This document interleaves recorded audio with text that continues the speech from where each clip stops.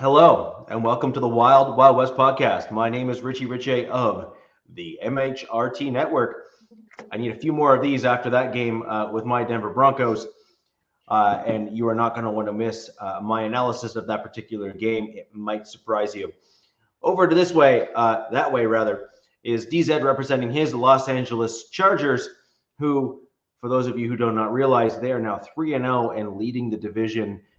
Deserve all the credit in the world for playing up to the level that they have been. So congratulations to the Chargers. And down directly below, we have Monsieur Jack Kenna representing his Las Vegas Raiders. So without further ado, we are going to get right into our Week 3 recaps. And of course, as we always do on this show, we talk about our division games first. So DZ, you and I, we got some discussing to do. I'm going to throw over to you as the victor because, frankly, the winner should be able to kind of dictate the terms, if you will. So I will let you go ahead and discuss your win, and we'll get right into it. That was one hell of a game. It was a traditional, rock'em sock'em AFC West football game, and Broncos came into SoFi, pissed off after that, last minute walk-off field goal. And after this game, they must have been having deja vu. They probably are like, is this Groundhog Day? Like, what the hell's going on?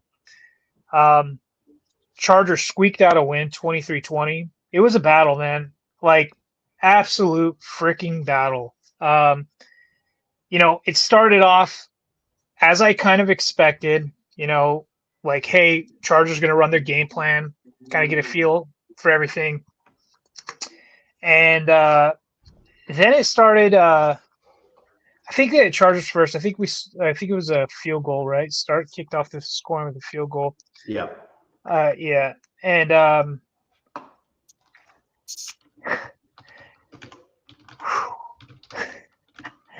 I'm thinking about this game right now. I have all my notes right here, big paper, just blasted with notes about this game. And I'm trying to think of how to tackle this because as I was watching the game, my missus is sitting next to me and she sees the game through a different lens. And I'm like, dude, why are we not running the damn ball? Run the ball. Because it just seemed like we were starting the game. It was like 3 and out. And it was kind of similar with you guys. It was like this defensive battle. And then the penalties start coming, and then the penalties and on your side, from the Broncos perspective. And, we could be in the green room before the show started. We kind of talked about certain players I was going to talk about. Jack talked about Derwin James receiving a fine this week. And I told Richie, I think there's a guy on your team who should probably be receiving a fine. That would be Hufanga, in my opinion. And I'm kind of glad this is on a Wednesday because, man, I was kind of irate. And I was getting some vibes from the Broncos defense. I was getting these weird vibes. And I had to, pull myself away and think about it. I'm like, first of all, this defense is as good as it's been advertised coming into this game. And I felt like they were doing a little bit too much extra. There was too much BS going on, and I felt like they're too good of a defense to do this BS. You know what I mean? And it cost them. It bit them in the ass at the end of the day. And I'm sure there's probably some fans on here that would agree, and maybe there's some that disagree. But, at the end of the day, I believe it was 10 penalties for 90 yards, and they weren't all on the defense, but I believe the majority of them were, and they were at pivotal times during the game, in my opinion. What, on the Broncos? Yes. Well, yeah, I mean, we have averaged 9 penalties this year so far, total, not necessarily all in the defense, but overall, big picture. Our average has been 9 penalties, and the total yards that we have given up over the course of the season, that's 9 penalties per game, by the way. And our total penalty yards is 4th in the NFL at just a little bit over 200 yards. So it doesn't make sense to me why you guys are getting penalties like that, because, like I said, I felt like this team is too good, especially on the defensive side, to have those like stupid penalties, especially on Hufanga. I thought he could have got flagged for the tackle on Quentin Johnston. How, first of all, I tackled him, and then there was some extra rolling, like grabbing his leg or something. I don't know what he was doing. Maybe he couldn't see with all that hair in his face. But, then QJ gets up, like, kind of like, damn, dude, like, let go of my leg kind of thing. And, then there was the body slam with Keenan Allen later in the game after the play was done.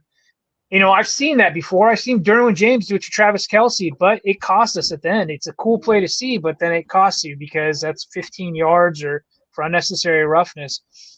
But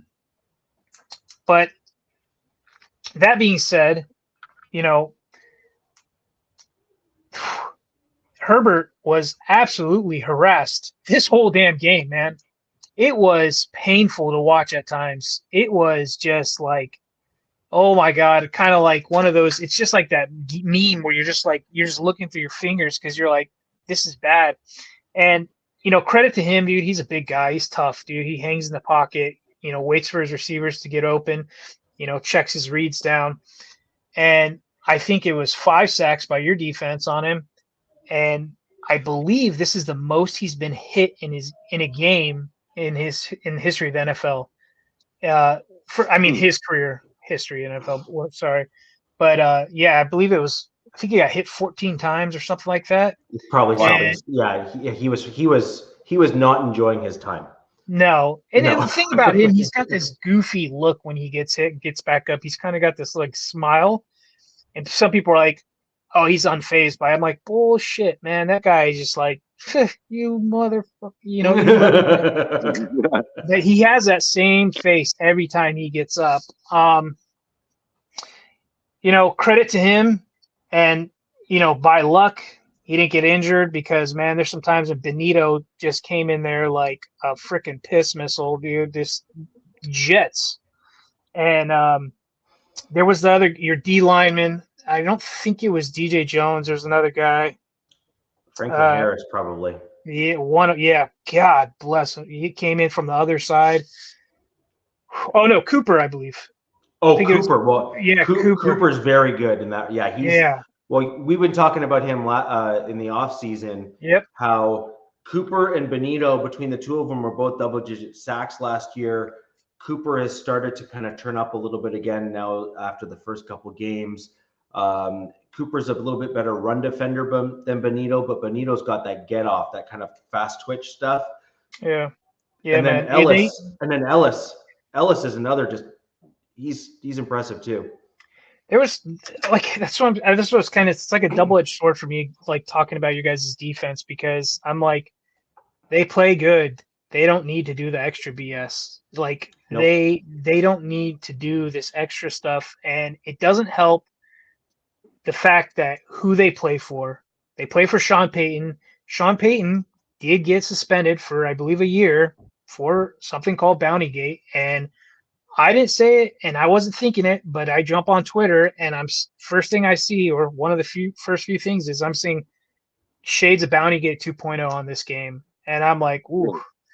So I don't know if I necessarily saw that, but there was some stuff where I'm like, damn, dude, they're holding a lot. There's a lot of their DBs are holding a lot, and we've talked all off season, during the season, that their secondary is really good. They don't need to do this. And no. I kept seeing a lot of grabbing and whatnot and holding and just weird ticky-tack stuff, and it didn't get called.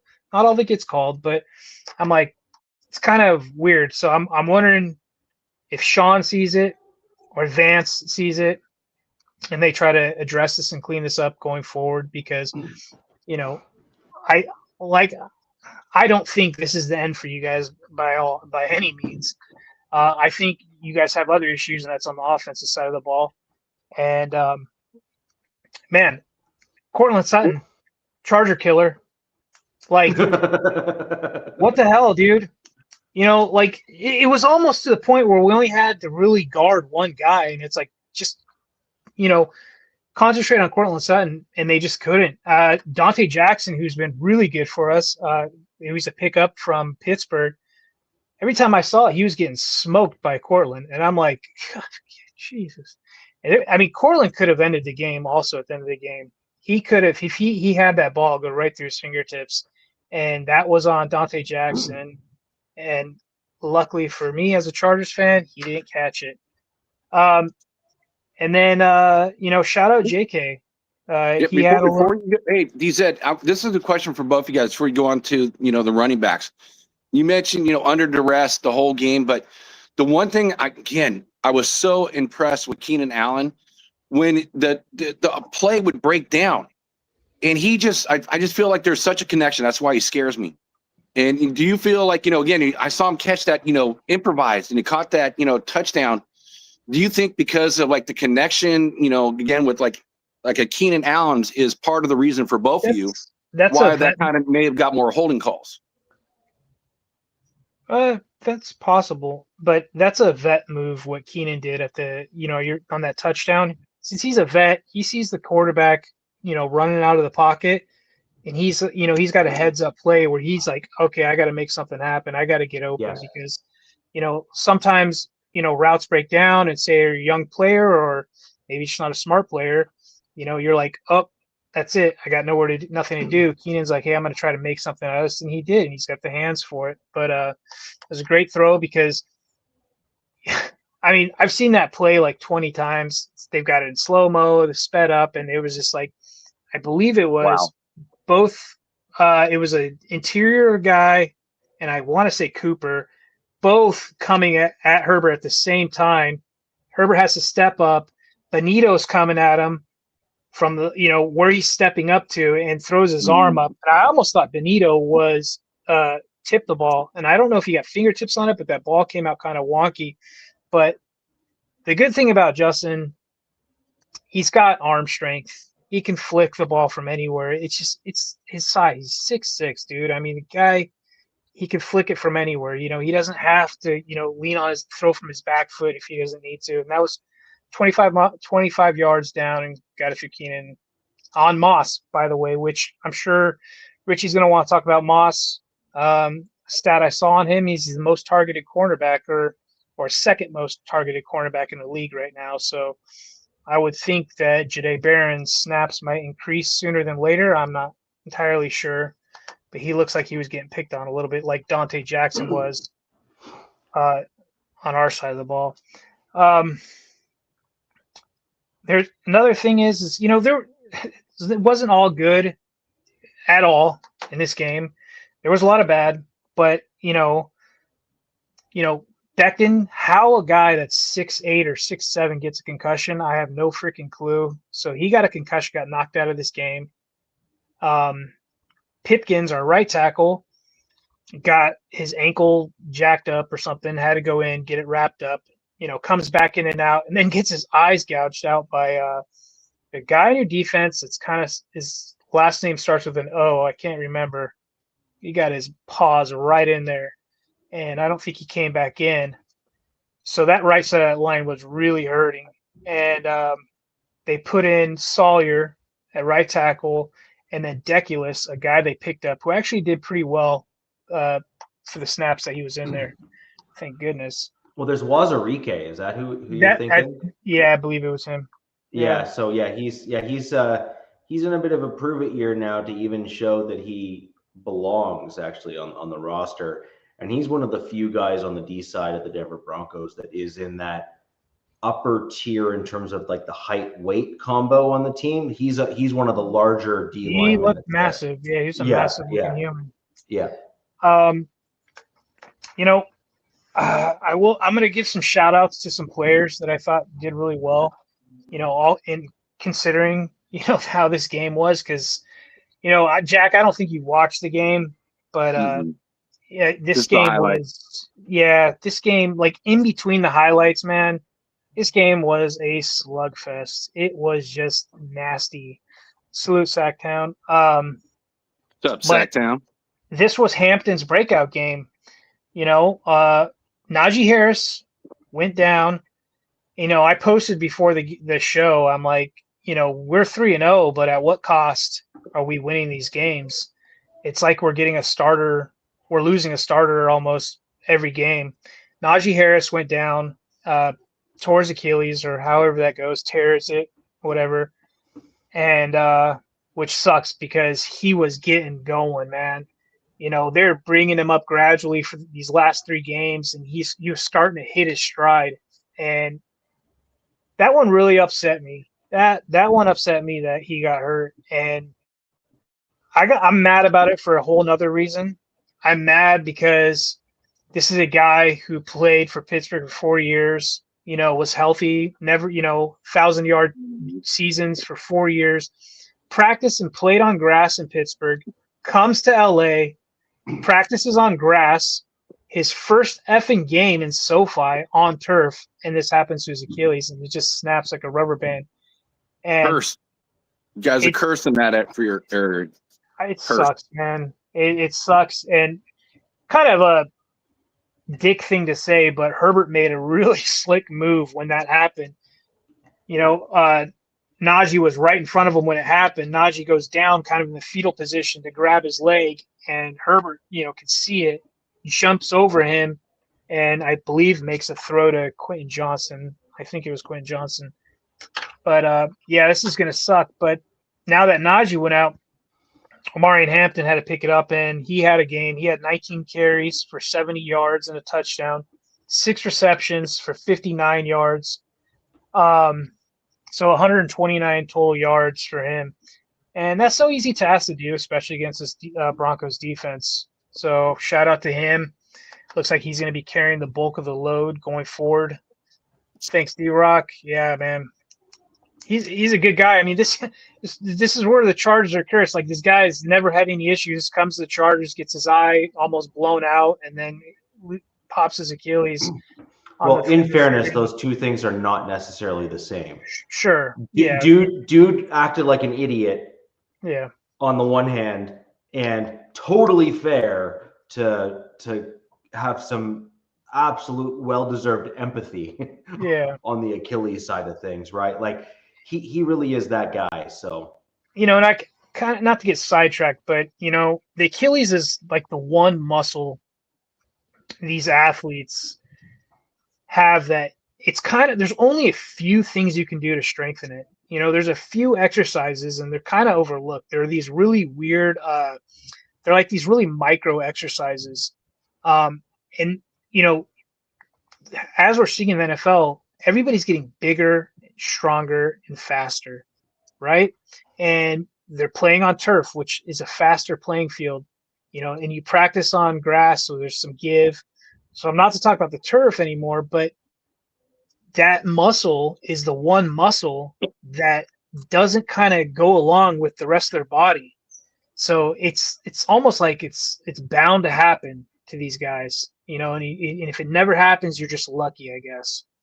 So it's a really weird thing I was looking into. I was like, okay, how can you strengthen this? And it was literally like, there's like 4 exercises, and you have to do them every freaking day, I guess. I don't know.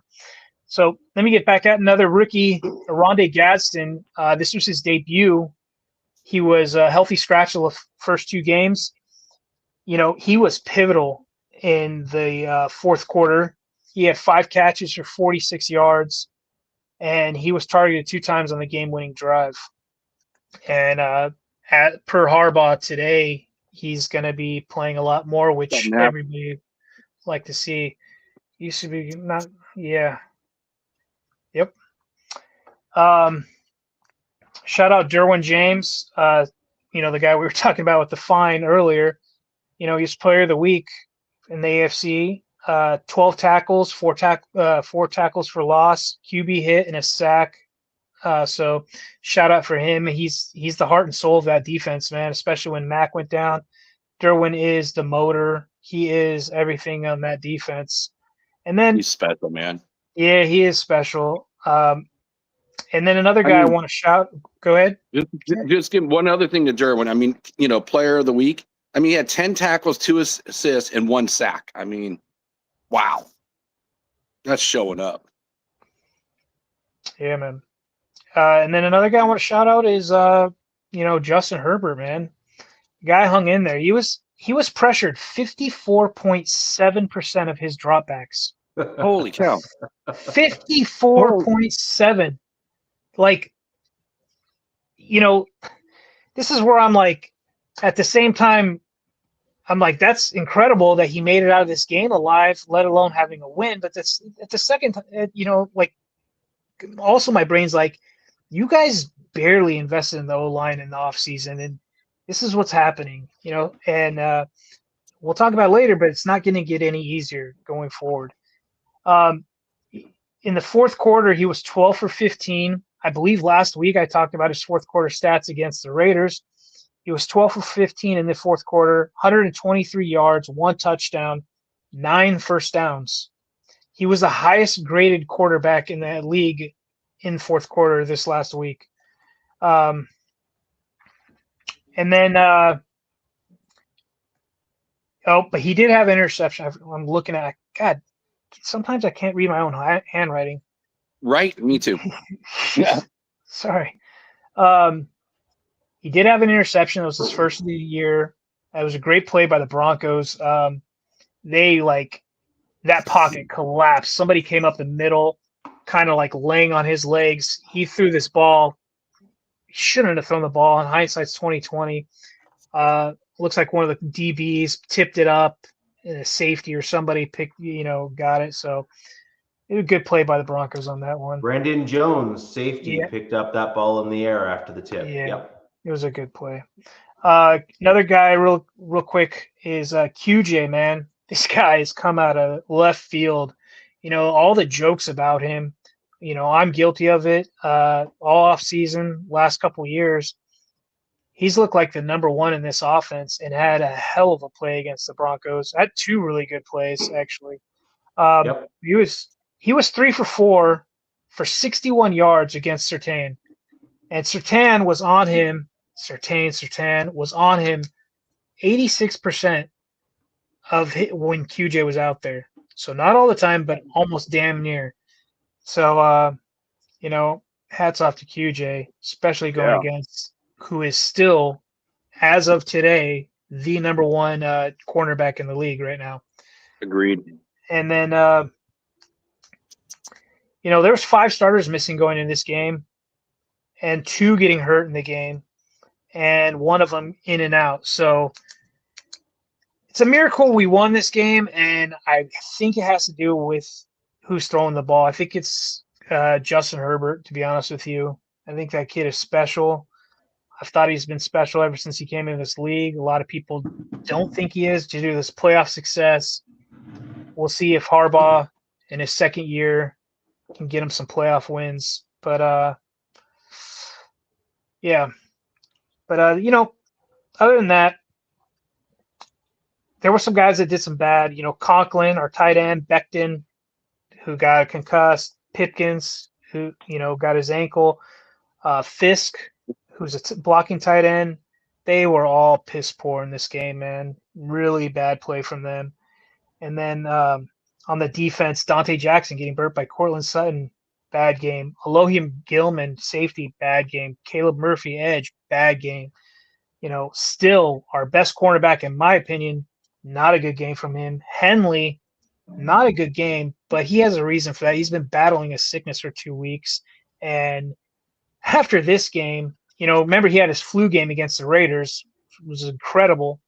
In this game, he really was. You didn't hear much from him. And, after the game, he posted a picture and he was down, I believe, like 13 pounds or something since he's been battling this sickness. So I know he's not all there. We'll see if they can get him straight for going into this week going across to New York. But, yeah, man, I'd say hats off to you guys' defense, Richie. I thought our defense played well as well. But Chargers gave up 23. Probably. You might be right. I don't know. We do play the Eagles as well, but yeah. Gave up 23 pressures and 5 sacks. And, it's like, what do you expect, in my opinion? Like, this is me talking to like the front office. Like, what do you guys expect? You're like playing with fire. You guys barely invested in this O-line coming into this, coming into the season. No offense to Andre James people, but he's a scrub. He was a throwaway for the Raiders. You pick him up. I was kind of excited about him. I shouldn't call him a scrub, but you know what I mean. I'm getting at, the only guy upgrade you do is Mekhi Becton, which is a great upgrade. And, there's other positions they didn't address. Our center position, one of them, being like nothing in the draft. So. Oh, you don't like Andre James? Well, I haven't seen him play, and guess what? There's a reason for it. Well, I was joking. Unfortunately, 3 of our starting O-linemen did not participate in practice today, and Andre James might be making his debut against the Giants, which will give me nightmares, to be honest with you, because I think the Giants' front 7 is just as good as the Broncos. I mean, they probably like toe-to-toe or neck-to-neck with how good they are. But yeah, man, another positive note, I guess, looking into this game is our rushing did improve from week 1 and 2 into 3. Nothing great, but, it was, EPA rush went from 32nd to 13th, and success rate went from 23rd to 14th. Mm-hmm. Nothing to write home about, but it's an improvement nonetheless. So I'm happy the run game's starting to improve, and I think that I give that all to Omari Hampton. But yeah, man, Jonathan Cooper, Nick Benito. I'm glad I don't have to see those guys anytime soon, to be honest. Like, it's you guys, I think, are our last game, week 18, I believe. And if all goes right, it's like we don't have to have some of our best players out there. But if this game comes down and means something, oh, dog, man, that's gonna be like Rocky. What was that? Where he fights? What's his name? Someone in the chat, give me that. Yeah, isn't that the Russian? Yeah, but he fights somebody twice. I think it was. Yeah, I think it was Creed. It's going to be like, Rocky versus Creed 2 or something like that, because it's going to be spicy. Mr. T, maybe. Yeah, but so I think this was an interesting game for my Broncos. I agree largely with what you're saying with regards to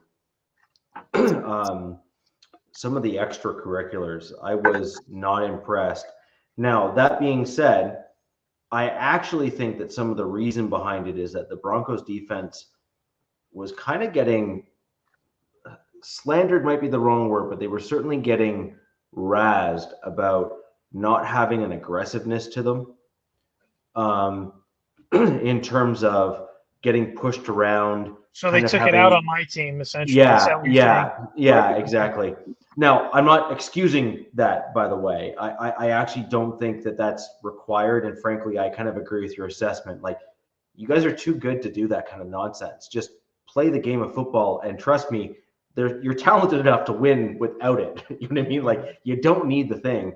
So I kind of agree with your general assessment there. Now, in addition, I also think that my team effectively lost the game on our own. Like this was not. I actually largely see this as a Broncos throwing the game away, due to poor play. Well, you're not the only Broncos guy that said this. That's been the kind of like the narrative with Broncos fans is, hey, we lost this game. We threw this game away. And yeah, I could see that due to the penalties. But then there was one drive with 5 back-to-back penalties. 5. Like, what do you? The Chargers literally went down the field not because your offense did a great job on that particular drive. It's because my defense sucked. I mean, but I agree with that. Like, hey, look, like you guys kind of gave it away, but then I think we had like we gave the ball back to you or something. Like Darius Davis fumbles the kick return, gives the ball Yes. right back after you guys score. So it's like, hey, look, we kind of were like playing too. Like, here, let's make this even more interesting at that. And then, kind of a weird stat is you guys scored all 17 points in 3 minutes and 44 seconds. Correct. Wow, I didn't know that. That's big. Yeah, Crazy. it was 20. They scored 20 overall, but 17 points came in 3 minutes and 44 seconds. And I swear, man, when I saw my team come out after halftime, I was like, they look flat. And boom, what do you know? Broncos score touchdown. I think that was what's his name, JK. Beautiful sideline. JK had a gorgeous run there to kind of get into the end zone, and then it was immediately followed up by Sutton, if I'm not mistaken, in a pretty spectacular touchdown after that, if I'm not mistaken. But at the end of the day, there was a few major problems I had, like 3 off the top of my head that are just like they need to stop. 4, actually. Number 1, a team that has that many penalties and has now proven that over 3 weeks is a team that is not practicing in a very disciplined manner, and that needs to stop. Okay. Now, I'm a Broncos fan wearing the orange. However, let's be real. You're probably not going to find a more brutally honest Broncos fan out there. Like, it's just not going to happen. Like, it's just not going to happen. And I will go to the mat with any other Broncos podcaster that wants to try to argue with something about what I'm about to say, because I have film and tape to prove it. And so I'm going to have some fun. Now, that's one thing. You can't win games with that many penalty yards. You just simply can't. Okay? Like, it is an impossibility. Almost. I mean, damn near almost, though. Yeah. I mean, look, you can get pressures and you can force and push another team, like all that kind of stuff. I'm sorry, the answer is no. Like you can do all of the right things from a pressures and other things.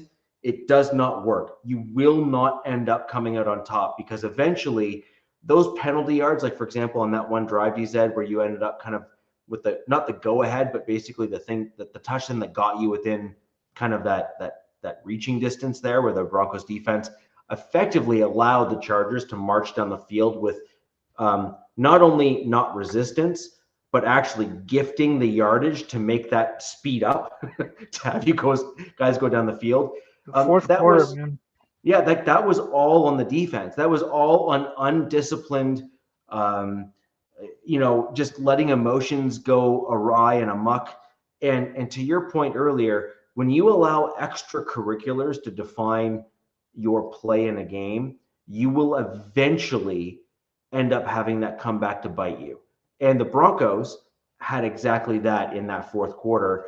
And the Chargers capitalized. By the way, to their credit, they capitalized, because my Denver Broncos had that fumble and we did not capitalize on that. So that's one thing that needs to absolutely, like, it just needs to stop. And so that's a Sean Payton coaching thing. He needs to pull his head out of his rear, and he needs to actually tell his coaches, and he needs to get in front of his players and just say, this nonsense will not be tolerated. So that's number 1. Number 2, Payton needs to stop talking to the media, man. Like, well, Payton's, yeah, he's got to slow his roll, because his head doesn't deserve to be as big as it is at this point. And I got to give credit to DZ, his team for the Chargers. As over the years from AFC West teams, we're not used to you guys closing games out. We're used to you guys losing the game. Yeah. So you see the culture change with Harbaugh. But I mean, it's just a fact. I mean, it's just a fact. So yes, I can see where the Broncos fans are saying that. But I also can see it because your team doesn't normally close games out. They usually lose at the end of the game. So I'm just giving credit to what Harbaugh's done with your team. I see what you're saying. I agree with you. But yeah, man, I'm not used to it as well. So it's like 1,000% we should have lost that game. You know what I mean? But by the grace of whoever, we didn't. But I will say, Harbaugh is 14-6 with the Chargers since he's taken over. And Sean Payton is 19-19 with his Broncos since he's taken over. Now he did have Russell Wilson with him, so I'll give him some grace with Give him that. some slack, yeah. Yeah. Right now, I will give some grace to Sean Payton for his Russell Wilson year because he had that forced upon him, not by his own choice. Now he also $80 million, over the cap or whatever. Too. I don't even allow that to factor in because Sean Payton knew what he was getting into before he came here, and so therefore, as a result, he knew that there was the potential for an enormous dead cap. Now, who I am going to blame here is my number 2. Is I have some front office blame to go around with regards to my Denver Broncos. Number 2. All right. Now, here's the deal. We have injured linebacker who was supposed to be the upgrade in Greenlaw. When healthy, he is lights out. However, when you look at the player personnel that they are either allowing to play on the field or not allowing to play on the field, we are not seeing a robust linebacking core from my Denver Broncos where it could be. Singleton has struggled in certain games and certain scenarios, but I believe that is in large part because Strnad has shown over the course of this year that he has overcorrected for a lot of plays, but then had a few highlight reel plays as well. And so, unfortunately, too many Denver Broncos fans out there look at the highlights only and then say, what do you mean Strnad was great or wasn't great? And it's like, look at the highlights. I mean, he did so well. It's like, no, like there was like 90% of the other plays that were there, he either overcorrected, overshot, wasn't in the right lane discipline, wasn't where he needed to be. And then you have Alex Singleton, who I actually think is playing better this year than most Denver Broncos fans give him credit for, who is attempting to overcorrect for Strnad's missteps. And what I don't understand, to be quite honest, as a Denver Broncos fan, is why we are not seeing more Karene Reed or other linebackers out on the field who are thrown into the mix and on the field who are better linebackers. Like, just get a dude on the field who's got gap discipline at least and can stay in the lane where they're supposed to be, and you've immediately upgraded your inside linebacking core. It's almost like Strnad has some kind of like glossy photos of Vance Joseph and you won't remove him from the field. I don't understand, man. Like, VJ, just accept the loss and remove the idiot from the field and get someone else out there. Now, Singleton right now has had some challenges in coverage plays, okay, where he's had to actually cover guys in stride. However, Victory Lap, where I am going to push back on you a little bit, is look at the tape. Look at the film where Singleton has actually struggled. You're going to note that he overcorrects to try to basically make up the gap in the distance, or the difference rather, because he sees Strnad doing something stupid. And this isn't a lot of plays. This isn't just one or two. This is actually in quite a few plays that I've seen on film. And then the ball gets thrown to Singleton's guy. And then he's got to then backpedal to try to make up the gap in the difference. So this is the problem, is you need another linebacker besides Singleton who is not Strnad. You need a Karene Reed. You need a Lavelle Bailey. You need someone else who's more competent as a linebacker that can stay disciplined. And then you can start making some assessments on Alex Singleton. You need someone like that. It's important. Really, it's important. Front office bringing in a guy like Greenlaw, who's supposed to help fix the linebacking core. Well, he can't fix anything if he's on IR. Okay. And to make matters worse, he went on IR without even playing a darn snap of football. Okay. It was weird timing when they put him on IR too, Richie. And I've had that's happened in the Chargers teams in the past, like past seasons, where a guy will be inactive due to injury, and then they wait to put him on IR, and you're just like, what the? Why? But who knows what's going on in the back, in the front office, right? In the behind the scenes, because that could have been some sort of strategic move. You never know, but I can definitely see the frustration with Bronco fans and the whole Greenlaw situation. In addition to that, there's the tight end room. So again, it's another position that we have some guys that have some potential, but they're not seeing the field. Okay. So we had a dude who looked pretty good in preseason, who I thought would actually make for a good inline hybrid, kind of like maybe even replacement for Troutman at some point. Troutman had a major penalty in that game. He's had a few over the course of this the season so far. At this point, as much as I like Troutman, generally speaking, at this stage he's starting to struggle. He's starting to have some plays where he's just not blocking and doing his job well. He always, again, he's one of those guys that has the one or two plays that are highlight reel plays, and a lot of people like simply focus only on those. But then they miss the other inline blocking plays where he gets beaten like a drum. They miss the other stuff there that's just not good enough. And what I want to see, well, first off, I can't wait for Atkins to get back. That's my type of guy, like on the roster. He's like Wait, are you talking about the fullback?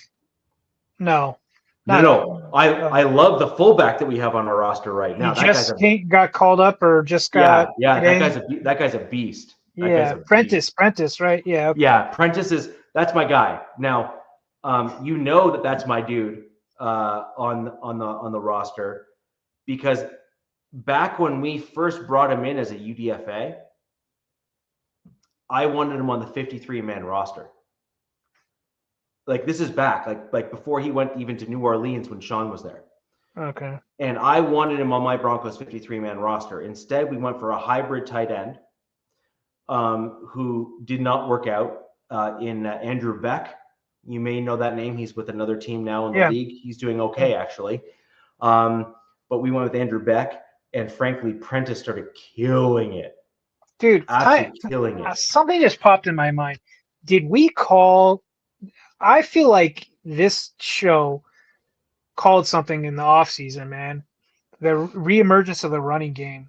Like, sure, I'm kind of joking. I don't think we called it. I'm sure we probably did, DZ. I mean, you look at where we drafted our running backs this year. We drafted a lot of them high. It's a deep running back class, and we got a lot of them.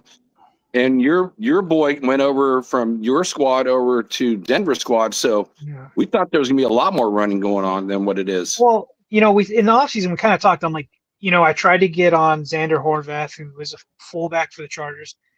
Come to find out, he's playing for the BC Lions, and he's a running back up there, and he did really well this last week. So good for him. That was probably the news, or why he couldn't come on weeks ago. He's probably still trying to get going. So he's playing up in Canada and doing really well. Sorry, which guy? Remember this? During the offseason, I tried to get on a fullback. Xander Horvath, and he was hesitant because he didn't know which path he was taking, I guess, and he still wanted to play. So he's thinking he was still trying to get back in the league. That didn't work out, and now he's playing in Canada, and he's playing for the BC Lions. And I saw him post a highlight, and I'm like, holy crap, dude! Like, what a great run. So, as a running back, not a fullback, and when we were talking about Prentice, they're like, oh, Prentice was just called up, or is today with the Broncos, something like that. Just got called up with the Broncos today. And I'm like, man, I feel like we talked like this is all the running game is getting put back in the mix, and it's kind of cool to see. It's kind of cool to see it come to fruition that, all three of us were like kind of big on this since the offseason, seeing this kind of come, especially for our teams. Yeah. So inline blocking tight ends plays a huge role in the run game. They are the unsung heroes a lot of the times in the sealing of the edges and that sort of thing in run plays. And Atkins is really the main guy for my Denver Broncos. That's a fantastic inline blocker. And then Ingram has again been, basically barely playing. So, you can't really help your team if you're sitting on the bench or in the hospital room. Right. So it doesn't really help anyone. And then Troutman's kind of been a bit of a disappointment, and Lucas Kroll has been average and okay, but he hasn't been spectacular. And so Kroll made a hell of a play. He made a hell of a play on Sunday. He did. He did. He had a great heads-up play where he caught the ball and that kind of stuff. So, I mean, to his credit, he did a good job, and he has started to make some progressions and stuff. I'm not knocking that, but ultimately, he is not a major difference maker. And frankly, the dude is not good at blocking. He just isn't. And so you need a tight end that can actually cover that whole end to end. So as we look ahead, it hasn't happened since 2002, man. So I definitely had to put it on there. Yes.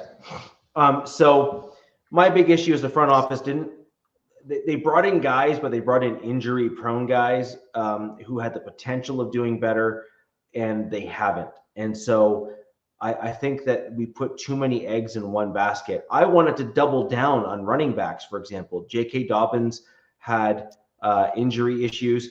I wanted to gut the entire running back room for my Denver Broncos and bring in J.K. Dobbins, bring in another running back, and then bring in another running back and just literally replace them all. And so I kind of wanted a similar thing with the tight end room. I wanted a similar thing with some of the linebackers on the defensive side and the interior defensive line, because those are the three major positions that are a huge issues for me. Now, that brings me to number 3. I've said it. Oh, no. You said it. You're going to have to jump in, Jack. I'm sure you've heard me say this too. Our center for the Denver Broncos. Okay. You're not the only Broncos fan. I've heard Wattenberg like 10 times, since the game. However, I would like some credit. Oh, yeah. Like, I've been on this for ever. Like, what, 2 years? Right. 3 years? I think we're all having that center issue. It was like Singleton and Wattenberg, but Singleton's, what you were saying was you think that he's been playing better, but man, I've seen Broncos fans are like, they want their heads on pikes, like with Wattenberg and Singleton. They want them out, done. You know what I mean? So my point here is Wattenberg has clearly hit a ceiling. He is not capable of doing what he needs to do. Like, he's just not. And if Sean Payton wants to have a successful season, we need to be able to run the football. Like, we just do. Like, you have to be able to run the football. I've said it before. Right. I will say it again. I will say it till I'm blue in the face, because it's the only way, in my opinion, that we're going to start to see change. You need to have a center and an offensive line that can run block first, because that is a mental mindset. That is the ability of a dude to just say, get out my way. Richie, easier said than done, man. No, I get it. I get it. But pass protection, for the most part, is often technique and can, for the most part, with rare exception, for the most part, be taught. Run blocking, though, is all mental almost. These guys are so big and so strong that they just need to have the mental mindset in order to move another guy off the ball. I feel like it's like the will. They got to have. Yes, they have to have the will and the want and the desire and the drive and that kind of stuff. Yeah. And the thing is, you don't have that in Wattenberg. That dude's got to go. He needs to go sit the bench, and he needs to realize what he needs to do in order to win. While I'm still not a huge fan of Alex Forsyth, he at least is a run blocking center who has the mental mindset of, I'm going to move dude away from me, right? Like, I want that as a mental mindset, as a baseline. And you need that in the middle of the field. And then you can pair that with Quinn Miners, who has got that as a baseline of saying, oh, I'm going to throw the dude back 10 feet. Okay. Like, he's just that kind of guy. And then you have on the other right side, you have McGlinchey, who I have issues with in and of himself, but he is, generally speaking, a reasonably good run blocking right tackle. So that at least covers the entire kind of from the middle to the right-hand side of your offensive line to actually run block. Wouldn't that be a lovely change for the Denver Broncos? And then the only thing you then need to worry about is the left guard in Powers, who to his credit, has gotten better as the season has gone on, but is still not great. So I'm at least willing to give him some grace. But the thing is, I'm not willing to just indict Powers yet because I know the problem is at center. Victory lap. I don't know if you heard us at the beginning of the show, but that ball was touched. Sutton had his fingers on that ball, or at least the ball looked like they, glanced his fingers. But yeah, he was smoking Dante Jackson all game. So victory lap, I think it's two-pronged. And this is going to bring me to my third thing because victory lap literally threw me a softball on this one. Bo Nix.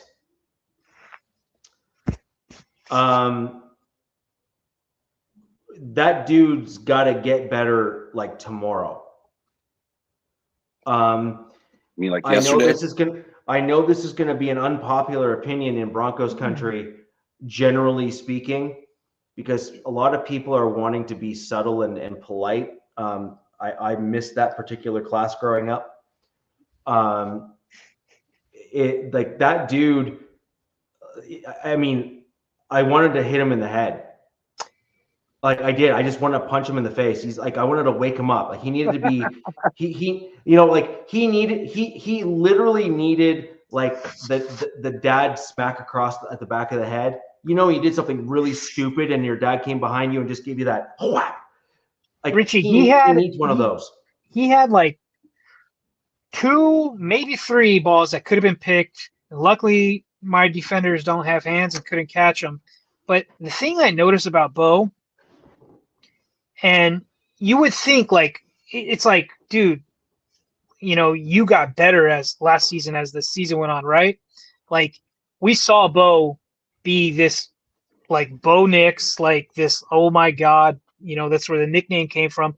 And then he lit it on fire. And it's like, I'm like, he's literally trying to do that. It looks like this season, which, you cost your team games essentially. And ultimately things come, stack up and you can look at the offense and you can look at the defense and you'd be like, damn, dude, if Bo would have hit one of those guys, we could have been talking about us being, 2-1, yada, yada. But the thing I noticed about Bo watching him, not just highlights, just watching the game, is it's like he doesn't trust his O-line. And I know you have issues with your O-line, Richie. I know you've talked about it, right? But they can't be all that bad. They're still graded super high. And yes, we have eyes. We talk about Wattenberg and things like that. But he wants to get out of the damn pocket for no freaking reason. And then it's like his read's not there. He looks at it's like he's still in college. One read's not there.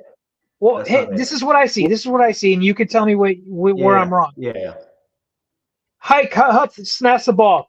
It's like he sees one. Oh, my first read's not there. I'm going to get out of the freaking pocket, not step up, or he comes out of the pocket, whichever way. He does pretty well on both sides.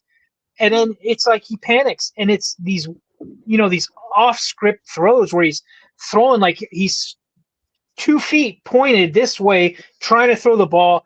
It's just very hurried. Someone mentioned like something about happy feet or something there. Yeah, that's Navman said it a couple times, the happy feet. And you look at Bo, on third down, it's like he's just not having very much luck, in completing third downs. I mean, what, 2 for 13, against your Bulls? Nothing to do with luck.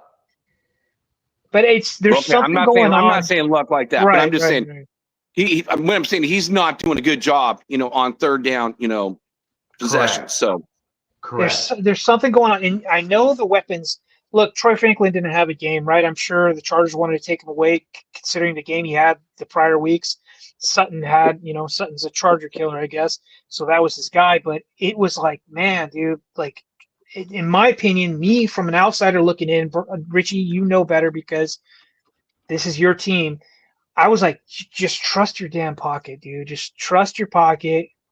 Check your reads. You know what I mean? But he wanted to get out, and I know we don't have the greatest pass rush, especially with Mac out. So that's just what I saw. And, I'm sure Broncos fans are frustrated just as much as you are with him. Not that he gave you jazz hands. So my assessment of Bo is a little bit different. So Bo Nix has a bit of an issue with. I kind of agree. He's almost wanting to rush the throw a little bit because he's wanting to say, "I gotta go." But what his big issue actually is when he climbs the pocket, which, by the way, he actually has done a lot better this year than he did last year. So to his credit, he is in fact going out, but then using that space to kind of climb the pocket. And that's actually because of Wattenberg, by the way, because the center of the pocket isn't there. So what happens is that Wattenberg gets pushed backwards. So he doesn't have that arc, that clean pocket arc that you look at as like the perfect pocket. Yeah, Wattenberg doesn't give him that. So Bo is seeing the collapsing of the interior of the pocket and is thinking that he's going to have convergence coming between the A and the B, the A gap, right? The on the other side. So he's like, okay, this is not good. I need to get out so that I'm, got some extra time. Then he climbs the pocket. But then what Bo's issue is, and you can look at a bunch of throws on film, and it's literally the exact same every time. Bo is fantastic as an off-platform thrower of the football. Excellent. Truly is. Honestly and truly. Problem is, he intentionally does it rather than doing it when he absolutely needs to.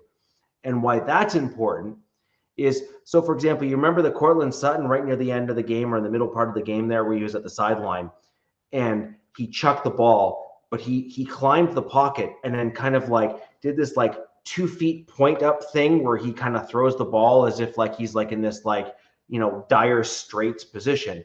Except the problem was there was no one around him. So what he needed to do is he needed to plant his back foot, anchor his body, and then lean in to get that accurate throw, which he can do. He's a very accurate thrower of the football. Yeah. And my issue with Bo isn't that I'm so frustrated with this kid because he has such potential and he's squandering it. He's not doing the right thing. He's got all this quarterback coaching stuff. He's met with Drew Brees. He's had all this other stuff. There's no way that Tom House and Drew Brees and even Peyton Manning, through trying to coach Bo Nix, haven't said, plant your damn feet. It's kind of funny you said Drew Brees because he was it was like a Drew Brees like game, like welcoming him. My favorite throw that Bo threw on Sunday was not anything deep, nothing. It was that throw he made under duress where he throws it to the side to J.K. Dobbins, and J.K. made a great catch. It was down low, but that was the like low one. Yep. But that was my favorite throw by Bo, and I'm sure there's others that are better. But that was a heads-up play. That was a smart play by him, and I think that's the touchdown. If I'm that not was the mistaken. touchdown play. Yeah, I think that was a touchdown. Yeah. And but that was great. It's just some of this other stuff I was watching from him, like, damn, dude, like, thank you for being like that. Yeah, you were making comments about the deep throws. So there was about 4 deep passes that were missed. And frankly, 3 of them were like you had no business missing the throw. Like zero business missing those throws. Which is weird. Sean must have called some sort of play, and he did on one of them that everybody bid on, which was a great play. It was like this. I wish I knew exactly, but I remember the whole defense bit like crazy. And I think that was a Sutton touchdown. Yes. I think that was the deep Sutton touchdown, but super, super uncharacteristic since the Chargers have had Jesse Minter to allow that many blown coverages. It was kind of bizarre, and I was like, you guys are lucky that none of these, or one out of probably 3 or 4, hit for touchdowns, because they were getting. This is not Chargers defense doesn't let these guys get behind, because you guys remember they run it too high, and it was really weird. It was really bizarre to watch, but they got out of it by the skin of their teeth. Well, I think there were certain plays where we were intentionally forcing your safeties to bite in the run looks. So you guys had certain plays, and by the way, that was definitely a Sean Payton move. Like something. Yeah, Sean Payton was recognizing how Minter likes to play the safety in the box in certain styles and looks, and I think he just basically capitalized on that. But again, this gets right back to Bo Nix. And again, I think he has the potential to be that guy for my team. The problem is he needs to stop the nonsense. He needs to anchor his feet. He needs to square his shoulders, and he needs to properly throw the ball when he's throwing those passes. He knows he's got the guy wide open, and you need to ensure that you capitalize on those throws and that you don't throw off platform when you don't need to. Trust me, there's plenty of other plays in the game where you're going to need to throw off platform. Save those throws for when you need it. Don't go ahead and throw those off platform throws when they're not required. It basically forces those missed long bombs where it's, 4 yards too far, 3 yards too short, like all of these different variations that we're seeing, because that's what happens when you force off platform throws when they do not need to be off platform in the first place. Well, and Richie, with Bo, it's like, okay, he's year 2. It's always going to be a learning curve in year 2 because now everybody's got footage on you. They learn the things that are going to want him to have those happy feet. So it's going to make it more difficult for him. So what you said is correct. He needs to learn how to do that. But you look at Bo Nix and what he's done on third downs the whole year. He's 8 of 36. So teams are getting to him. They're getting in his mind, and he's just not completing it. Again, it's probably more of a mental thing than a physical thing. But they're not getting to him. That's the problem, Jack. Is that that's what I mean. They're getting to, like I said, in his mind. Not physically, but in his mind. Yes. So good point, Jack. And something that happened to Herbert, I haven't seen it this season. It's still early, 3 games, but I did see it last season, and I've seen it in seasons past. Is some teams have been very successful at getting to Justin early and messing with his mental clock. They are hurrying him up, and when they hurry him up, did that well in this game. The Broncos did that pretty well in this game. Yeah, but he was still making his throws. Yeah, he was. So, but there was I'm talking about like in the past where they would hurry him up purposely, and he would just become a shell of himself, and because they harass him. And look, Broncos bring the effing house, man. Like that team. You're God, right. Whoever homeboy is in Cincy. God, man. Good luck, brother. Good effing luck. Because I feel bad for him, but I'm wondering if that's what's going on with Bo.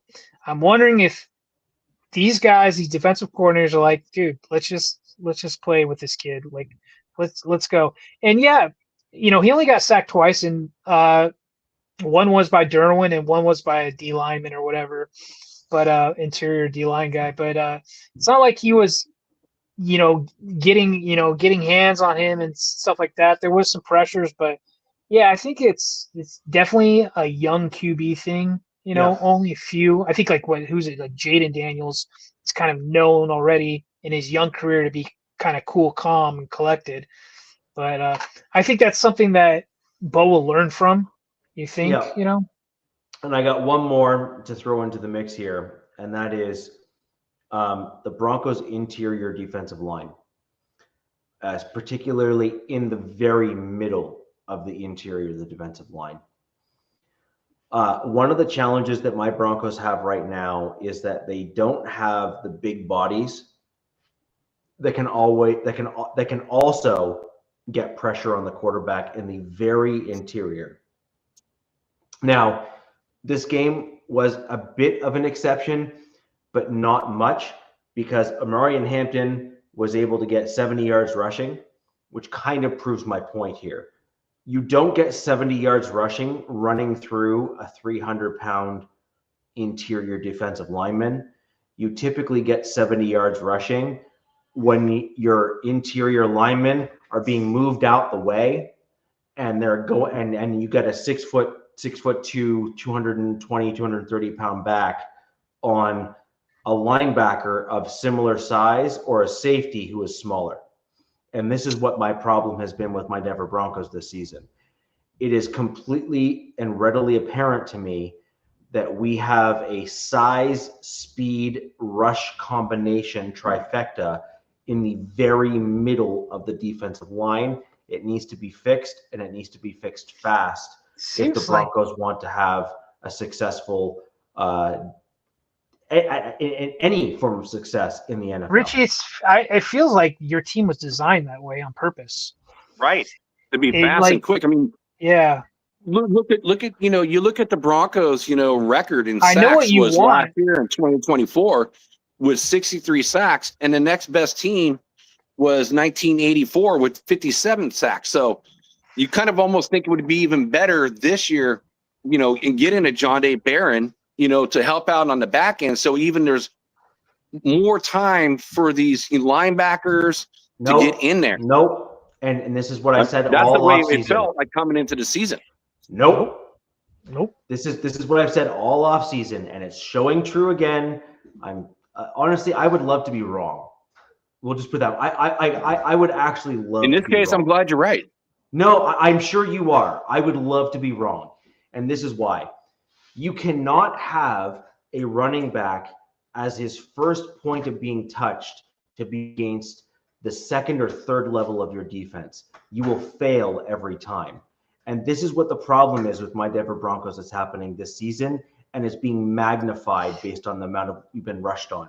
So look at what we have right now. So we have, as a team, we have the Chargers having rushed on us for 106 yards. Against the Colts, we had another massive amount of rush yards against my team, like Taylor, huge, right? Taylor is no slouch. He's a great running back, right? But the point is, though, is a good running team or a good run stuffing team is going to stop a good running back, generally speaking, without needing to throw the kitchen sink at them.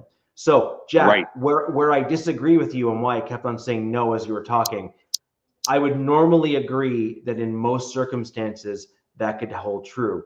You can actually do not the reverse, but a different style and actually still be successful. You can have piss poor middle linebacking play as long as you have really, really good interior defensive line and pretty good or very good defensive backs. You can almost make up for that middle of the field not being great. Just look at the Eagles. Right. The Staley era with the Chargers. Right. But the point is that you can get interior push of the defensive lineman up the middle of the field, get in the quarterback's face, stop the run, and make the quarterback one-dimensional. And then if you have decent coverage on the back end, you can make up for having poor linebacking play. Right? Well, and I got to give credit for Nab. Nab brought that up earlier in the show, too, about, the defensive tackles, doing their job and making everything easier. So good point, Nab. And I totally agree. I mean, the Eagles are the greatest point of that. Two guys, like 320 each. What are you going to do? The shortest distance to the quarterback is your D tackle. So you got to they're more precious than, like an Aaron Donald, type player, than, a edge rusher like a Max Crosby or a Von Miller, because it takes you longer from the outside and you can get chips and everything else. But if you can't stop the middle, good luck. I mean, it's almost like I said that before. Yeah, a couple times. Sure, you have. But I was just saying about your edge rushers when it just in the way of the sacks. I just expected more sacks coming from your team so far this year, and not talking about the run, but just more sacks. Just because I felt like your team would have more time when teams are in passing downs because of getting guys like Jonte Barron out there and getting the safety from the Niners. So when you're putting teams in third down position and you're pinning your ears back, I'm like, deadly. That's why I said your team is going to have the second best defense in the entire NFL. That has worked, but the problem is that we need a interior. You need to get him a third down. Lineman. No, we on need a passing play. No, we need an interior defensive lineman that has the ability of getting through the line of scrimmage. DJ Jones has actually improved as the season has gone on. Yeah, he looked good to me, man. However, you need another guy who is physically bigger that can do the same things. DJ Jones has the ability to kind of. That sounds like a first-round pick, though. Almost. Why do you think I said I wanted to spend a first-round pick on an interior defensive Well, lineman? I'm just saying that's a first-round pick right there, dude. Dude, big, look, fast. If anything, I am consistent. Sure. Okay, so the short answer is yes. Peyton's team is gonna have your hair. You're gonna get even grayer with it then, I guess. Because to me, I look at that team and it's a fast team. They're built for speed. They're like. I know you're not a fan. Sideline. Kind of a fun stat is in this order: Bulls, Alt, Miller. The top 3 tackles in the league with pressure. Bulls is number 1? Bulls, Garrett Bulls. Holy cow. I would have never guessed that. Isn't that? I would have said Alt number 1, Miller, then I never thought Bulls was that good. I mean, I thought he's good, but I never thought he would be number 1 in the NFL, that's for sure. I thought that was pretty interesting because, it's all 3 of our teams in here. And I was like, damn. It's pretty cool. Bulls this season, to his credit, has played fairly well, and most of the pressures have not come. So where the left tackle is typically dinged is when the guy goes around the outside, and Bulls has typically not been that guy this year. To his credit, right? To his credit. However, Powers, because he has had the weak links this year for my team. And the guard, which is the left guard beside Bulls on the inside of him, Powers has been the target. Powers has been the guy that they're going up against to try to push out the way. And so it's, in some regards, it's actually a little bit like Surtain and Riley Moss, which you brought up earlier. Yeah. No one wants to throw against Surtain. It is not going to end well for the most part. It was kind of weird. It's almost like Justin. There were times that he was targeting Surtain with other receivers and it wasn't working. But I'm like, during the game, like I kept checking in on one of my chats, and I was like, what is he doing? Like, leave him the hell alone. Like, stay away from him. Stop throwing towards that guy. No, don't do it. But not to get down on the Broncos, but there was another fun stat I found. 9 first downs to 29. Chargers had 29 first downs due to some penalties, right? I think a lot of those penalties got the Chargers first downs, but it was the worst. It was 10 penalties for 90 yards. So yeah, but the Broncos only had 9 first downs. It was the worst discrepancy in 59 years for the Broncos. And they still had a chance. They still had a chance to win because I guess 59 years ago they got blown out like 40-7 or something, whatever it was. But that stat was kind of weird to look at. And that's what happens with the passing league, right? Yeah. So when you have so for example, back then the run game was absolutely king, like for sure, absolutely, and so. What you ended up with back then, if you had that kind of a penalty discrepancy between A and B, like you were never, like, it wasn't even close. Like, you were done. That's why I was screaming, run the damn ball. Yeah. Like at the start of the game, there was a few drives where they went out there and threw the ball 3 times and 3 and out. And I'm like, what are you doing? Run the ball, run the ball. And they just wouldn't run the ball. But I don't know. So, I do have one last question for you, Richie. Because the Raider Nation, like when he first came out, like Miller, when he first came out, the first year he gave up, 10, 12 sacks. And then finally, turned into a consistent, left tackle. Yep. We used to call Bulls for holes because it was a hole in his game and you can just get by him. When did that kind of change? Is this because I've never kind of noticed that before? Again, I don't get the opportunity to watch a lot of Broncos games because I don't get them out here in California. It hasn't. No. So what you're seeing this year, Jack, as I tried to allude to earlier, is Powers has regressed, like, big time. And that is in large part because my Denver Broncos are trying to revert back to our roots and plays outside zone. So we're trying to get that motion back that you were used to seeing from like the John Elway era and even the Gary Kubiak era in the 2015 Broncos and stuff, where you saw the outside zone running blocking scheme or just blocking scheme in general. Mm-hmm. And so the short answer is he hasn't. This is abnormal for Garrett Bowles. Normally what happens with Garrett Bowles is that he is known as Garrett Holds for a reason, because he struggles. And the reason why he struggles is because there's no movement in our previous blocking game, both pass pro and run blocking. There's no movement that's occurring. It's almost all static based on power and strength. Garrett Bowles was never great in those types of blocking schemes. He always generally did better in zone blocking and with movement and whatnot. He was always decent at run blocking, struggled in pass pro where we had to just kind of like be the guy. You know what I mean? Like be the guy to win the thing. Now with the motion and the movement and other stuff like that, he certainly has an advantage because it benefits him. Now, I think that there will be some exposure occurring as time progresses, but we shall see. At this point of the season, though, Jack, this is definitely abnormal for Garrett Bowles to be in the position where he is now, where statistically speaking and objectively speaking, when you kind of overall look at what he's doing, he is not the guy that's being targeted because he is not the weak link. It is Powers and Wattenberg, which is why you're seeing the pressure come from the left-hand side and the middle. So Wattenberg being center and then Powers being the left guard.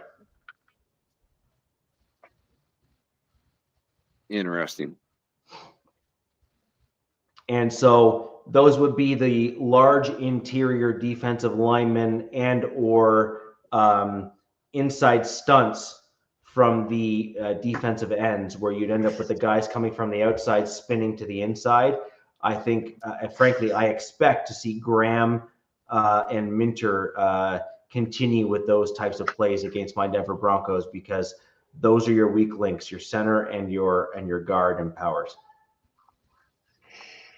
And you know who's going to be brutal at doing that to us, and we could actually lose a game or two, is the Chiefs. Their defensive coordinator is just too smart. He does that crap all the time. That's actually how the Broncos have lost most of our games. If you actually look back at our Chiefs games and the Broncos and Chiefs played, for the most part, they always came down to like one score or like 4 points or something along those lines. And it almost always came down to, if you're actually being objective about it, where the defensive line of the Chiefs always were able to completely overpower that interior of the offensive line of the Denver Broncos. Richie, I have a question, and just one more before we move on, I guess. Yeah. Something else I kind of noticed about the Broncos, since this is Broncos, Chargers, and then things. How do you feel about your rookie class, this 2025 rookie class? RJ Harvey has got a lot to learn, but I think he's going to eventually get there. So I guess I'm okay. And also J.K. Dobbins. It's hard to ignore that he is an absolute stud at the running back position. He just is. But at the same time, you kind of also know you're not going to get a full 17 games from him. And so the point here is, let Dobbins go out and show the young rookie how to do it properly. Sure.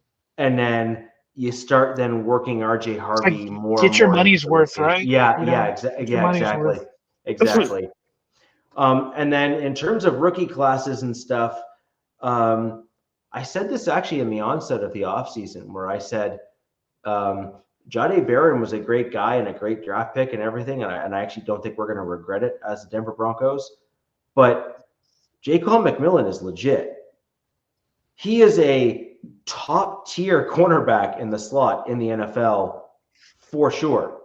I think Jahdae didn't have as many snaps in this game as I thought he would, if I'm not mistaken. If I looked at the snap counts. Right, and that's because McMillan probably is still that much better. Like this is what so many people don't understand, is McMillan is like upper tier. Like he could, in theory, actually warrant like a first or second round pick. Like he is that good at the interior in the slot. And so I actually wonder if Jahdae Barron, they might be trying to work him into maybe look at rotating in and out with Moss a little bit, to get Moss and keep him fresh so that they can get better coverage and stuff like that, because Moss is definitely getting targeted hard. He's getting picked on. He is absolutely the most he is. And by and large, to his credit, based on the number of targets, he's actually doing pretty well. Right. It's because there's not that many weak but the players on thing your is, defense. no, but by and large, he's doing well. But like you just, the point is if you're getting like 60% of the targets or something like that, like at some point you're gonna end up giving up a couple plays. You know what I mean? And that's really what's happening to Riley Moss here, is that he's not awful. He's just getting picked on because Pat Surtain is like, you just don't throw to him. Like that is just not smart. And so, Well, that's a given. like that's just not smart, and it's not going to work. And so you're then left with the slot or the safeties. And the short answer is our Denver Broncos safeties, Hufanga and Jones, are top tier, like tippity top tier in the NFL. Both of them. Like Jones is totally underrated in my opinion in the NFL. Most people do not give him credit. He is that damn good. Like he is very, very good. And Hufanga has been the one bright spot in the Denver Broncos. Hufanga gives me shades of Palomalu. Like I know, and it's kind of like. Well, I want Palomalu, my Palomalu to be the Palomalu like his uncle. Let's get going, Palomalu. No, Palomalu too was. I saw that too, and it's kind of stupid to say it's because it's very what's that term I'm looking for? Cliche, because they're all Pacific Islanders. But damn, dude, these guys play like they've got a fire under their asses. Yeah, and Palomalu kind of did the same thing. Hufanga did, but overall, to your point, not a good rookie class so far. That's what I was kind of getting at. But yeah, it's still early in the season. We'll get back to it in a few weeks and see what it looks like. Jack, let's throw over to you to talk about your Raiders. Yep. I'm going to be back in just a minute. All right, I'm going to circle back. I'm going to segue into this. I will say this because we talked about it behind the screen, but we really didn't talk about it on the screen in the way of Derwin James getting a fine from the NFL for a play that he wasn't even flagged on. I don't agree with the NFL did. They should not have fined him. I'm sorry, Genty broke his ankles on that play. He had nowhere to go. He was just he's reaching out, trying to do an arm tackle on Genty, and that ain't going to work. And would they give him a fine for a leg whip? Leg whip. And it's like, that was not a leg whip. He just got thrown way out of position being juked. So, I mean, that was like something I was actually going to send to you guys, on that play, behind the scenes in our private chat, because, man, that was an outstanding play by Genty. So that's where I wanted to leave that off because we didn't talk about that during the show. I don't see that. No fine for him. Take that away. That's a bunch of BS. All right, this was a rough game.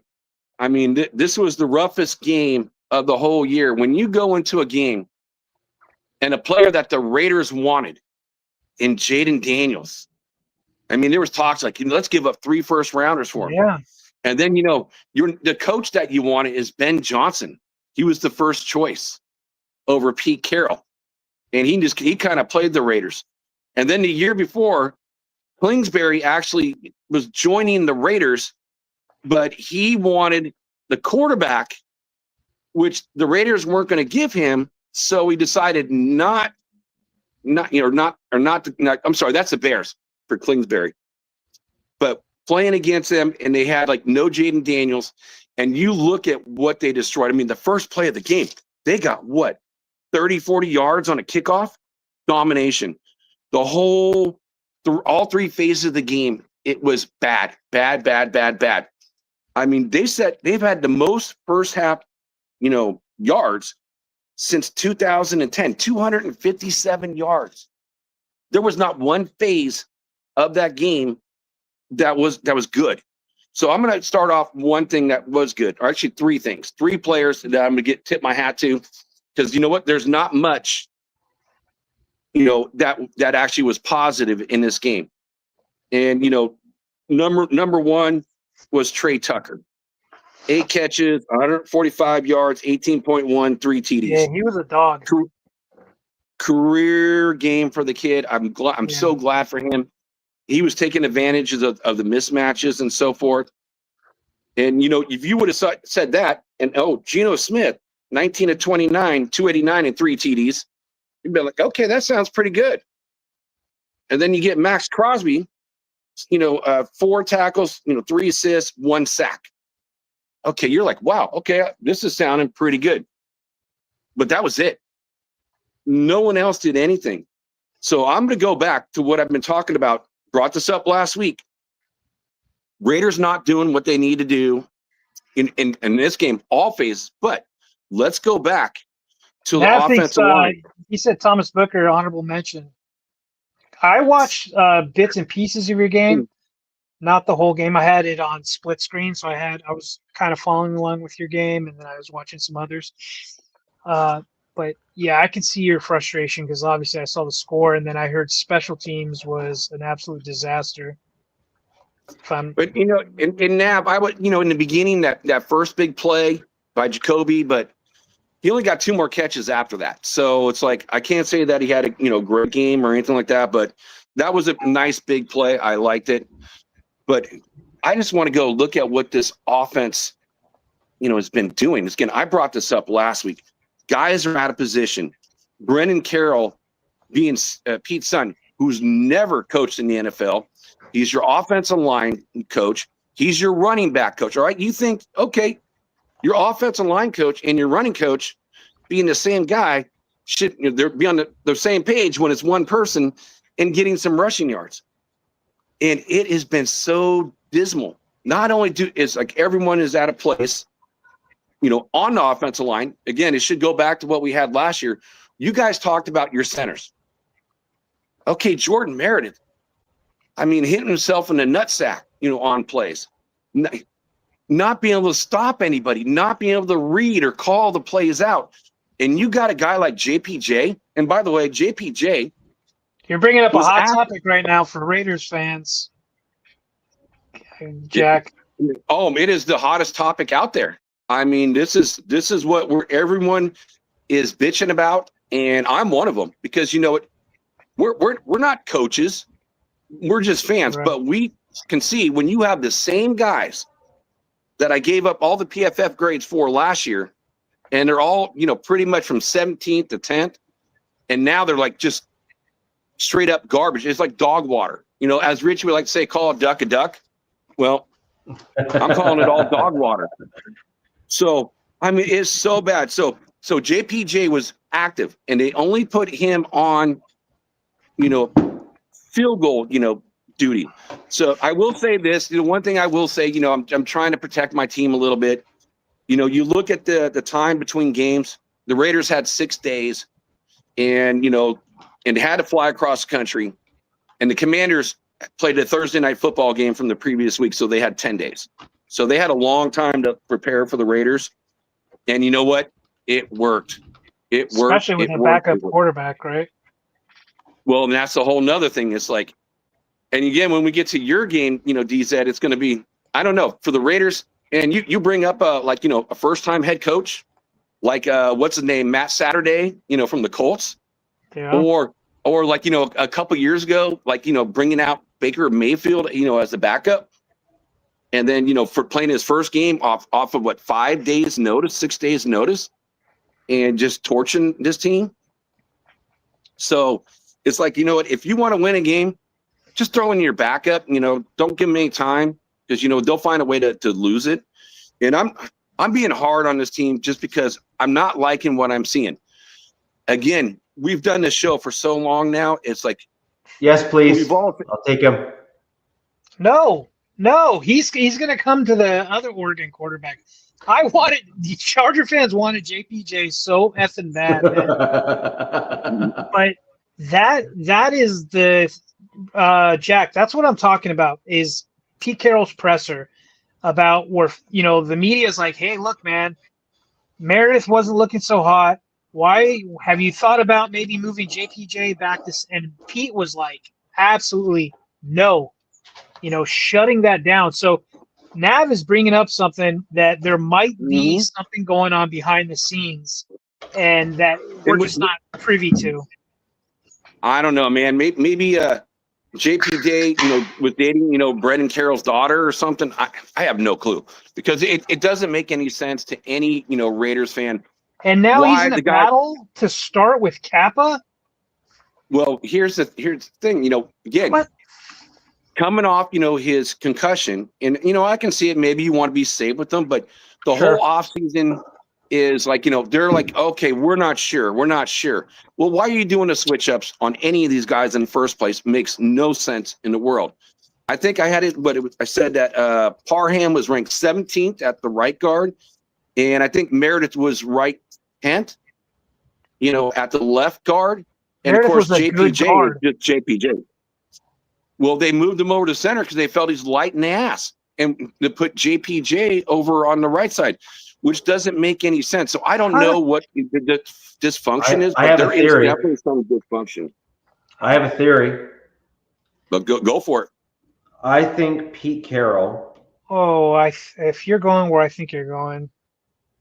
I think Pete Carroll is an old school football coach. He is.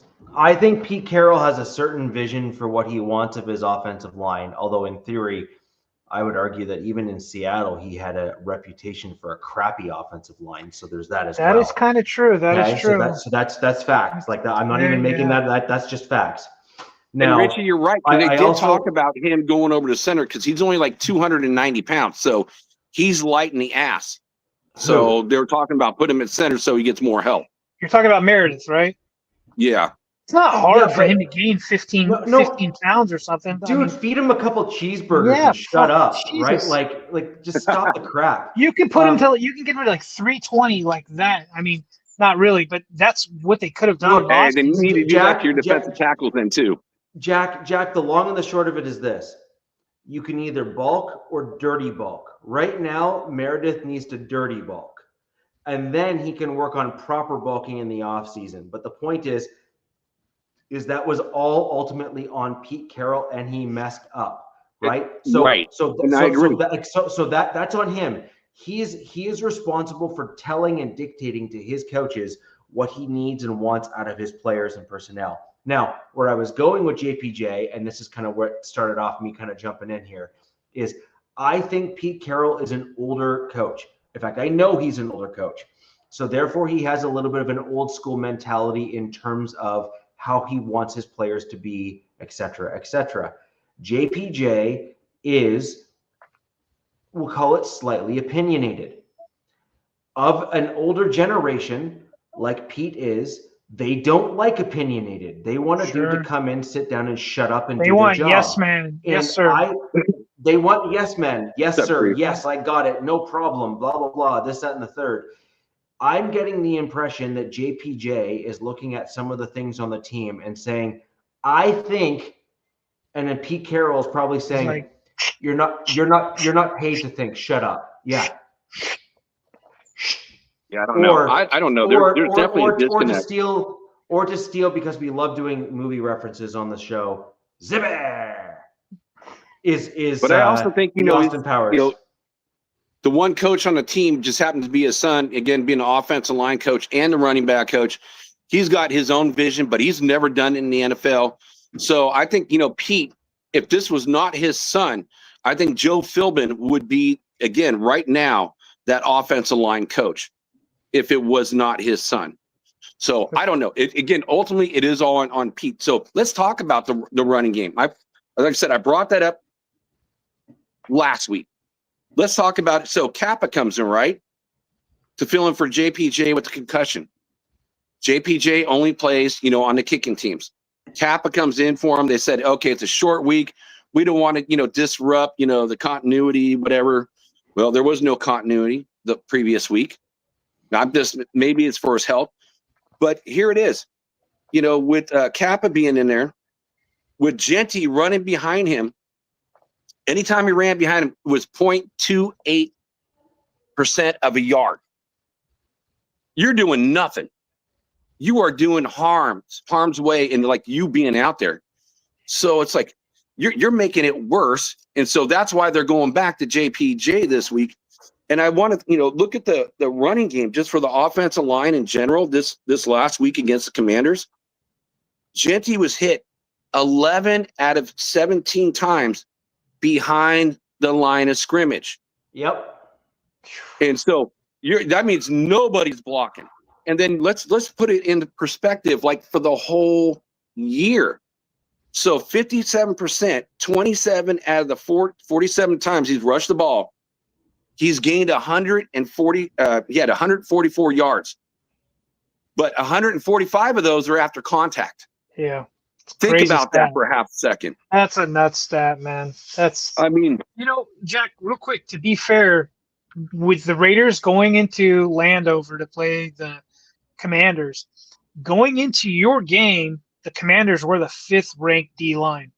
They're no longer the 5th ranked D-line, so there's probably some of that, with a jumbled O-line going against a D-line that was really good. So there's, it was just bound to create some havoc. There's no doubt about that. But everyone's created havoc. Your team created havoc. There hasn't been a game this year where the other team hasn't created havoc because you know what? There's the communication's not there. So again, that's why I brought this up. It's like you got to have the communication between all these guys to be a oiled machine to function as one in order to be successful. What's up, Ardo? And actually, you know what? Pause for a half a second on that. I just wanted to do this because I usually do this before I segue into my stuff. So Jack G, D-Rock, Jared Ross, Madman, Sacktown, Vic, Broncos for Life, Robert Pena, Ed Winchell, Furpo, Chewy, Movell, Sharif, and Ardell. Salute all you brothers, dude. I'm glad you guys are all here. Where were they last week? Missed the Raider guys last week. Welcome back, I think guys. Cap had a show at the same time, if I'm correct. So something. Because I broadcast on his channel, so I don't know how that works. But let's going back to this offensive line talk. This is just how bad it is. So Gino, we go to Gino. You look at his attempts. So he had, again, it was one of the positive spots. 29 attempts, 19 of 29, 289, 3 touchdowns. So last week, 28 pressures on 29 attempts. Yeah. And that's not even, so every single time, it doesn't matter if you're in the run, you're in the pass block, this offensive line is dismal. And, when you asked the question to Richie about, the rookies, I'm glad you brought that up. Because I look at this, again, this is what coming from Pete. Again, both our third round, our tackle, our guard were inactive. Our defensive tackles we got in the 4th and 6th round, inactive. Our first round pick, again, he's getting smoked and stuff because I don't think it's his fault at all. He improved every single week. So when we get to the next game, I'll talk about that. Jack Besh rarely played. I think he had 1 catch for 10 yards. Let me look here. For this game, it's like he didn't do anything either. It's like they barely put him. Yeah, 1 catch for 10 yards. Barely plays. Porter has not played a single down. He plays on special teams, and that's, our other 3rd round pick. So in the way of everyone crowning Spytek as this great general manager, I'm sorry, right now I'm looking at Telesco as a better general manager in the way of drafting players because they actually are playing. And, with the offensive line being so bad, and Pete said this week, those guys are not ready. What do you mean? They're 3rd round picks. If your offensive line is that dismal, what do you really have to lose? Because are they really going to be any worse? Careful what you wish probably for. Not. Careful what you wish no, for. I know, but I'm just saying, it's like you want to see something different because it is so dismal. I mean, I've talked about this 3 weeks in a row for every single week. I'm getting sick and tired of talking about the Raiders offensive line just being that poor on run blocking, pass blocking, and getting nothing done. Hey, what's up, Cap? And then what I was going to say, and even this week for the first time in Glaze actually did poor too. And what is kind of interesting is that there was like somebody who's a college, I think of tight end, and talking about the hash marks and going, oh, in college, the hash marks are 4 yards further apart. So you're getting more space to run these plays. And, in the pros, you got 4 feet less. Well, you're getting, everything's going to be tighter windows and so forth, for your offensive coordinator. So it's like, man, it's just a combination. I feel like all these things, the pieces of the puzzle just are not fitting there. I was really surprised, in the way of our run defense against the Commanders. Their rookie looked great. I was like, wow, this kid is like moving the rock. I never would have thought, oh, we know they're going to run because, you got to look at who their quarterback is, and he's a backup. And like I said last week, in the way of Mariota, his last game was week 13 of 2022. So, he's going to run. He's not going to throw as much as you can. So, I don't know. And they couldn't stop the run either. I mean, they gave up 2. Hold on real quick on that. I don't know why you're so surprised about the Commanders running back there. Both DZ and I both called that out last show. That dude is legit. He is no slouch. He is the reason why they got rid of, was his name Robinson, if I'm not mistaken, in the offseason. The Commanders got rid of their kind of bell cow in favor of that rookie there that you're talking about. That guy is going to do things in the league, in my opinion. And Jakrowski Merritt, they call him Bill. Yep, exactly. And you saw it firsthand, right? You saw what that kid can do. Yeah, I did. Yeah, he's legit. He is. Has a 7th round pick too, which is wild. Well, he is wild. Vibes, I look he at gives it. vibes of the KC guy. Thor? No. No. No. Their lead back now. Pacheco. He was a 7th rounder. No, Pacheco was a 7th rounder too. But Chief fans aren't really too thrilled with Pacheco right now. Ever since he broke his leg, it's like he's kind of lost a step. He's not the same Pacheco. We'll see if it comes back, but it's a different story now. Yeah. Well, and again, I was kind of surprised because, again, going against, DZ's team in the way of Mario Hampton and being able to play a decent job. And, Mario Hampton is like one of my favorite running backs coming out of this draft. I thought about, man, let's try to get an offensive lineman early and then, try to get Hampton or move up to get Hampton in the first round was kind of a thought process for me. So seeing that, I'm going, and no, you're going against the run. I'm sorry, DZ. Sorry for interrupting. I thought you were going to get Membu. I thought like that was totally new coach coming in, probably want to bolster the lines. Like that was, but I could see why they don't pass up on Genty because there was so much hype. And look, dude, it's 3 weeks. Like this kid's obviously special still. It's just, we're seeing the stats with the yards after contact, right, Jack? Like, right. That's a special stat. Like he just needs somebody, he just needs the stuff up front, you know what I mean? And once they work that out, but obviously I'm not a coach, but in my opinion, it's like that's where JPJ going back to center would come in handy. That would kind of help work that out, but there's obviously something going on, like Nav and everybody else has said that is not working out. Oh, well, again, Nav, okay, wait a minute. I was all about Mason Graham, but Mason Graham got drafted ahead of the Raiders, so then he came off the board. I was all about Mason Graham.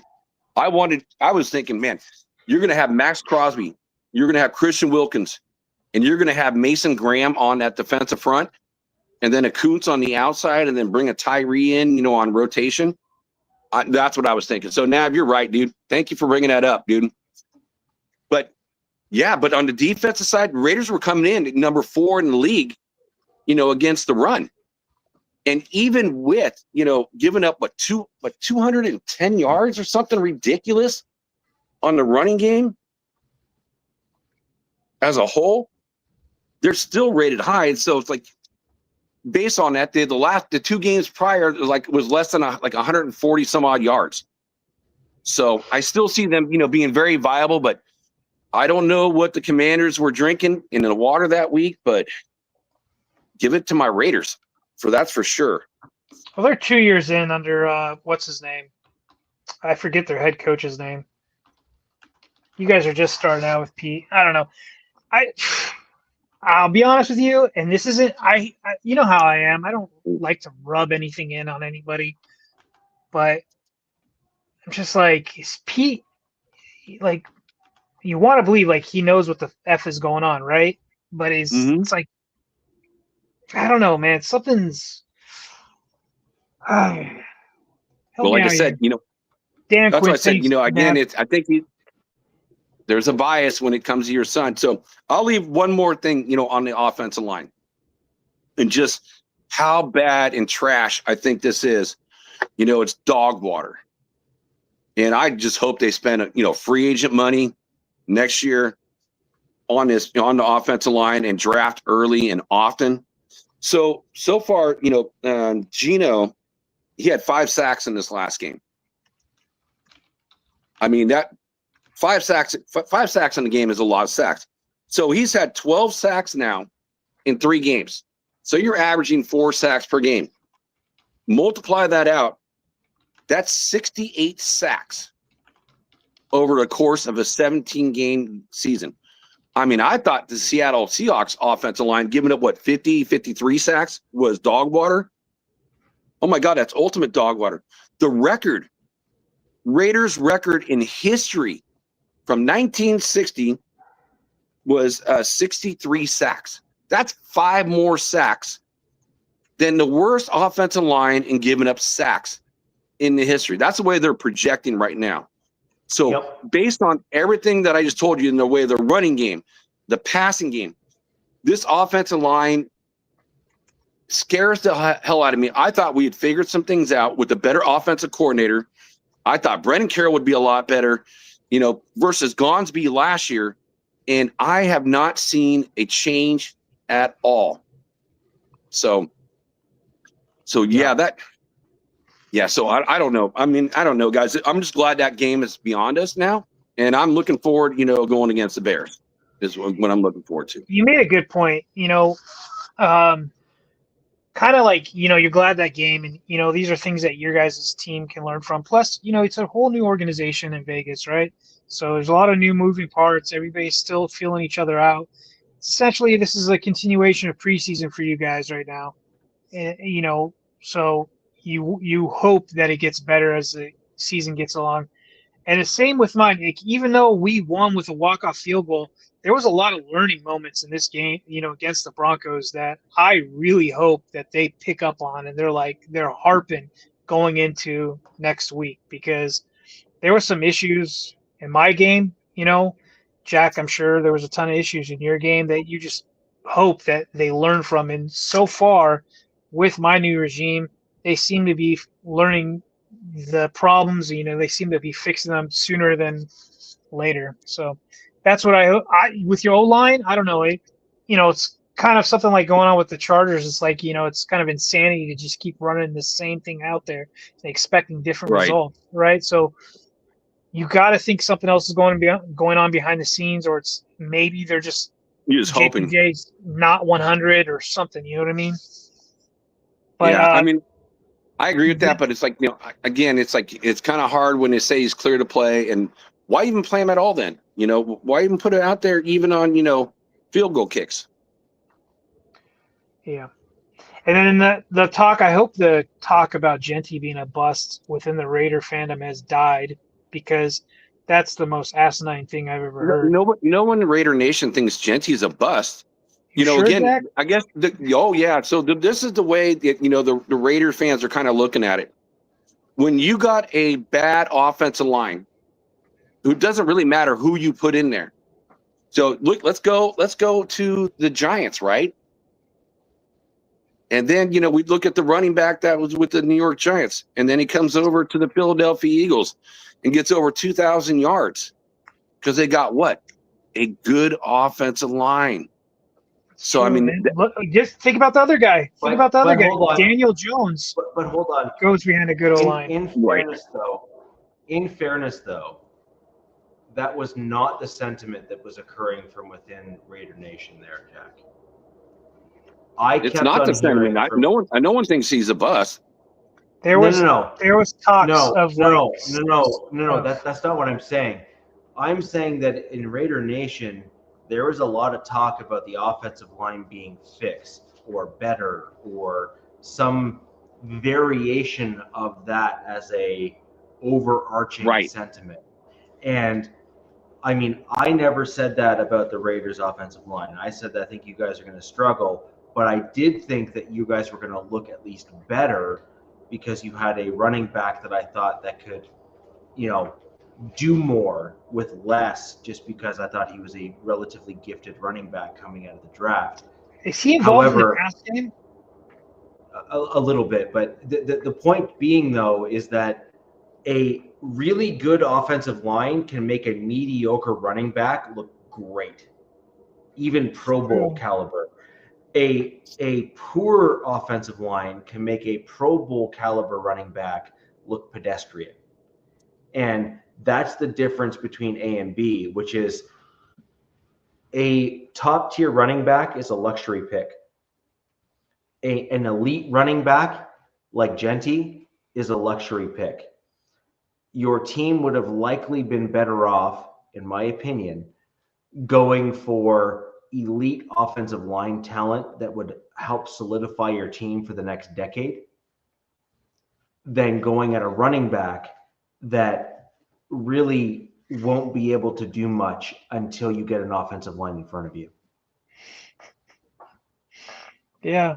I mean, dude, it's a roller coaster of emotions, man. Well, definitely it's a roller coaster of emotions. I was pissed. But going back to Nav's comment, no one thinks that, Genty is a bust. And what's up, Mike Sierra? But, but we do, I think, as a lot of talk has been about, the offensive line coach in the way of Brennan Carroll. And you messing things up, taking guys out of position, switching them around when you didn't need to do that. It was already set. And they played better last year, and they've already showed it. But now it's kind of too late. If you either you got to do it now or just let it ride the whole season. Because Lincoln Kennedy got on, did his podcast, who's an amazing, probably the best right tackle the Raiders ever had. And he said, at this point, you don't want to change things up because now you're going to mess more things up. Lincoln Kennedy, that has to be one of my favorite names ever. Yeah. Anyway. So we're going to move on to next week's game, but we're going to do this a little bit different just to kind of keep things consolidated because we're going to go into deep dives on our games the following week after they've occurred so we can kind of see where things are at. We're going to go kind of a 4-point highlight reel in terms of both good and bad that we see upcoming in our games this coming week. So we're going to say, 3 or 4 things, maybe 5 things total that we think are going to be interesting in this game that we want to look out for, and just kind of go a little bit rapid fire, and then we'll each give our comments, and then we will wrap out the show. But I think that's going to be a great way of kind of solidifying kind of our thoughts on it, and then we'll give our scores for each of our respective games as well in terms of where we think we're going to be at.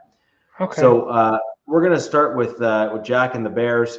And then we'll go back to my Denver Broncos, and then we'll go to the Chargers there, DZ, just because of the you guys have some interesting challenges. I want to give you a little extra time to pull together the score prediction in particular, just because of the injury element there that may or may not come in as a factor. So, Jack, go ahead.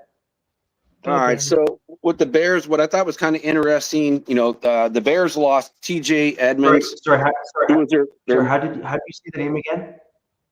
TJ with Edwards. No, Edmonds. Da Bears. It's Da Bears.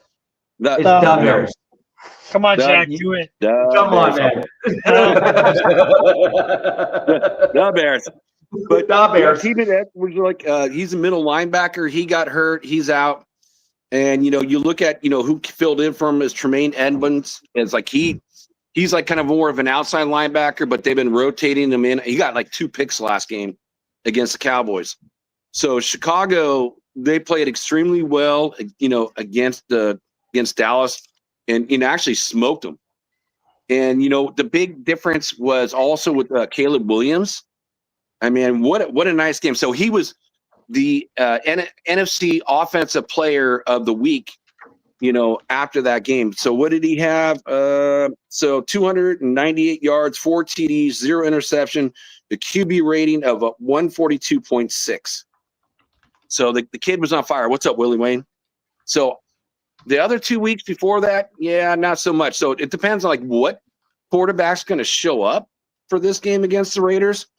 I still think, the Raiders can still get some pressure on them because I don't think they're lined. It's like, I mean, overall, they're like, their offensive line is still not that great, even though they improved a lot. They got 2 new offensive linemen from, last season going in there. Points wise, based off the Cowboys game, I think they're 9th in the league. Raiders are 31st based off, the first 3 games. I still think,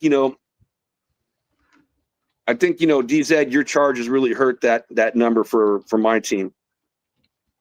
And so I really feel like it's going to come down to the lines. Can the Raiders like stop or at least get, the Bears and slow them down? I do feel based on their run. So the run, Chicago's ranked 26. So I feel this is the opportunity to kind of we can finally break loose with Genty and get some bigger runs. Just give him a little space. That kid will take a mile. And, based off what the Bears have done, I can totally see that. It's going to be interesting. I kind of brought it up earlier, but it's like I was missing out because I got my notes in different pages. I got it all over the place. So Ben Johnson, again, who the Raiders wanted to get as a head coach, didn't go with the Raiders, kind of played the Raiders, did not come in here. That's why we ended up with Pete. And then we go the year before, when you get like a Kingsbury who worked, with Caleb, and they had him in the building, going to be the GM. And then he couldn't get the quarterback, which he wanted Caleb Williams. So he left and he went to the Bears. So that's going to be an interesting matchup. And so that's really about it for the Bears. It's like, it's going to be the offensive lines for both teams. And I do think the Raiders are going to be able to slow down the Bears on the run game. The thing that's going to be is, again, the pass game, what they did. Oh, actually, I have some numbers on this. Give me a half second. Let me find it in my notes here. Motion. Okay, here it is. So one of the things, that Washington did is they put a lot of guys in motion, and the Raiders did a really bad job when they did players in motion. When you do a 3 safety set or 3 high safety, well, when you run guys in motion, now you're going to be able to pick out, what the defense is doing. So that is exactly what was done against the Dallas Cowboys. So, and what was the Bears in the first 2 weeks? The Bears had the 5th lowest motions in the league, where when they played against, the Cowboys, they were at like 74% of motion, which was the 3rd most in the league. And the Raiders graded out last when someone ran motion against them. So that is going to be a big area of concern, with Patrick Graham, like bend, don't break type, philosophy. That's communication, man. Yeah, but it's like if you're giving up, you're being last in the league and you can't figure it out, well, that's going to be a big issue. So are you going to say your guys' takes, and then or you want me to give the score? Or you want to give the So not to be a bearer of bad news. Well, not really. Oh, bear. Chicago ranks 9th right now, D line. So that's kind of a little frightening, considering the O line. And we'll get to mine, but because look, I'm not on a high horse right now. But Yeah, this will be an interesting game because it's kind of two kind of opposite style of teams, I feel like. These are but Nav said something I thought was pretty interesting is your guys' tight ends should be able to feast over the middle due to some injuries. Yeah, well, Michael Mayers again, he's got a concussion, so I don't see him playing this game.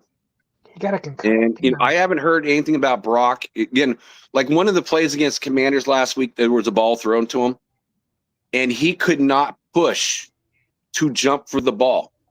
So the defender swatted it down. The defender jumped up in the air, but Brock could not push off his leg. So I think it's really he's still kind of hurt. And I'm not making any excuses for the kid, but he definitely has not been the same player. And in that play, when I saw that, I was like, oh. Your guys' third tight end is he's a vet though, right? It's a guy. Yeah, he's like a blocking tight end is what he is. Oh, okay. So I don't see him. It's like then you're still going to have to use him in like the Michael Mayers role. So I see him getting a lot more touches this week because you're going to have to. You're going to have to go that 12 personnel and use him as the blocking tight end. So let's talk scores for this game here. They got again. I've seen it switch all over the place depending on what Vegas site or these betting online type things. I've seen it where the Raiders were started off at a 1.5 favorite. Then I saw it go down to 1. Now I'm seeing the Bears at a 1-point favorite. And again, they're playing in Vegas. So, I mean, hopefully the people show up again and don't sell all their tickets like they normally do. The over-under is a 47.5, which I just don't see it. Being on again with both teams kind of not great offensive lines and not great back ends. I still don't see 47.5, so 48 points. I have the Raiders on this one. It's a super tight one. Super tight. I have it, the Raiders winning 24-23. It's a coin flip. Do you want to go or do you want me to go? Go for it. Let's see what you got. I want to see if we're aligned. That's what I'm really curious. I think this is a gritty, like low possession, where like Chicago's got an ascending offense. They kind of got a opportunistic D, and earmuffs. I think the Bears pull away late, and I think Caleb kind of builds on his hot streak. And it has to do with your secondary, kind of. I got the Bears 24, Raiders 17 in this. It's interesting you give that score. My score was 21-17, Bears. Yeah, and I had very similar reasoning behind it.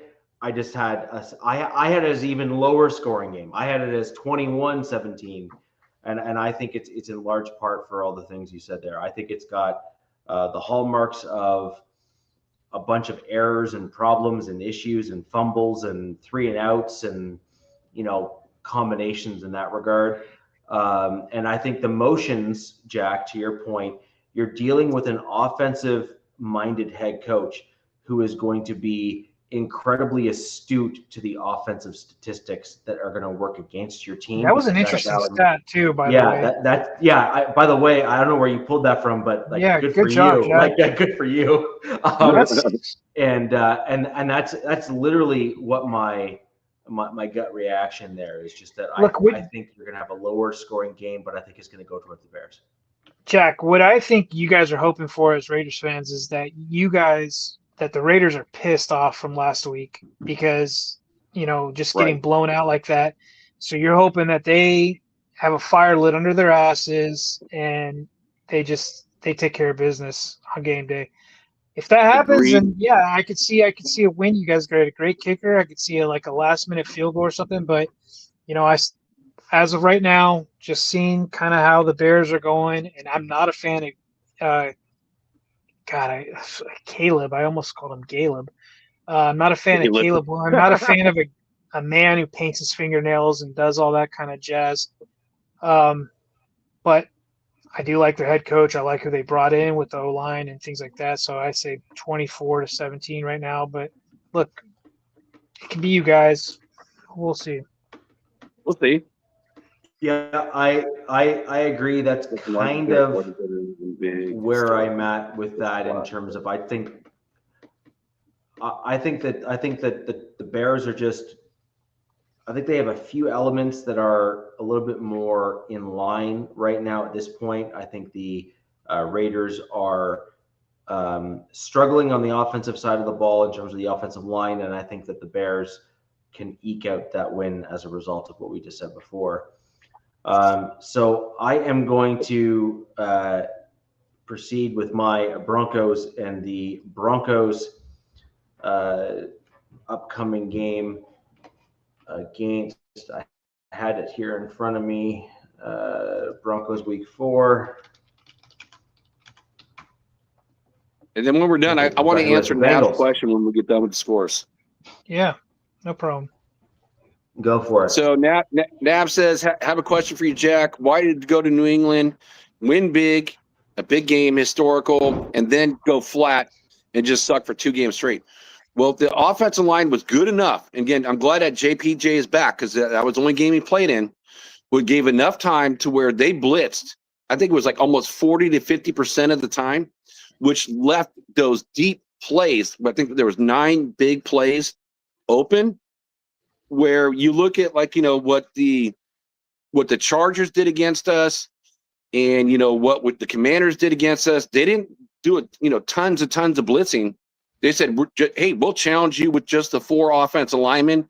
We're going to put 2 guys over the top, bring extra guys in the back, and make it harder for you to complete passes. So that's my answer to your question, Nav. Mike, so go ahead, Richie. I'm sorry. You're on mute, buddy. Sorry, I wanted to give you a chance there. So my kids keep on coming in, and sadly, duct tape isn't allowed. But with regards to my Denver Broncos, I see 7 sacks in this game for my Denver Broncos defense. I think I think this is going to be not a high watermark, but I think this is going to be one of those games where you're going to see, look, you saw Herbert struggle, right, with the Broncos defense. Herbert is he is behind a better offensive line than the Bengals, and I think that the Bengals are going to struggle. And the Bengals, yes, than the Bengals, and I think that the Bengals are going to struggle against the defense of the Broncos. I just think that it's going to be a bit of a gauntlet for them. So I predict 7 sacks in this game. Could be more, who knows? Could be less, who knows? But I'm sticking with my 7. I think that'll be an interesting benchmark. My prediction is that Bo Nix will have a false flag game and look a lot better in this game. I think the Bengals defense is just not great. I think you're going to see some kind of Bo Nix magic in this game a little bit, and it's simply just because the Bengals defense is not great.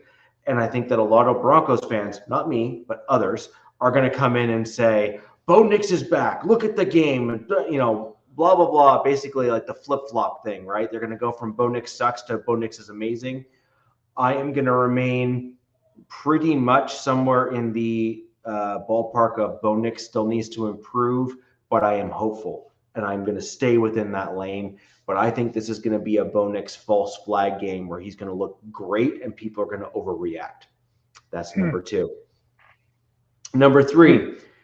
If we do not change our center, we will struggle to run the ball in this game still, and we will be relying on Bo Nix to have that false flag game.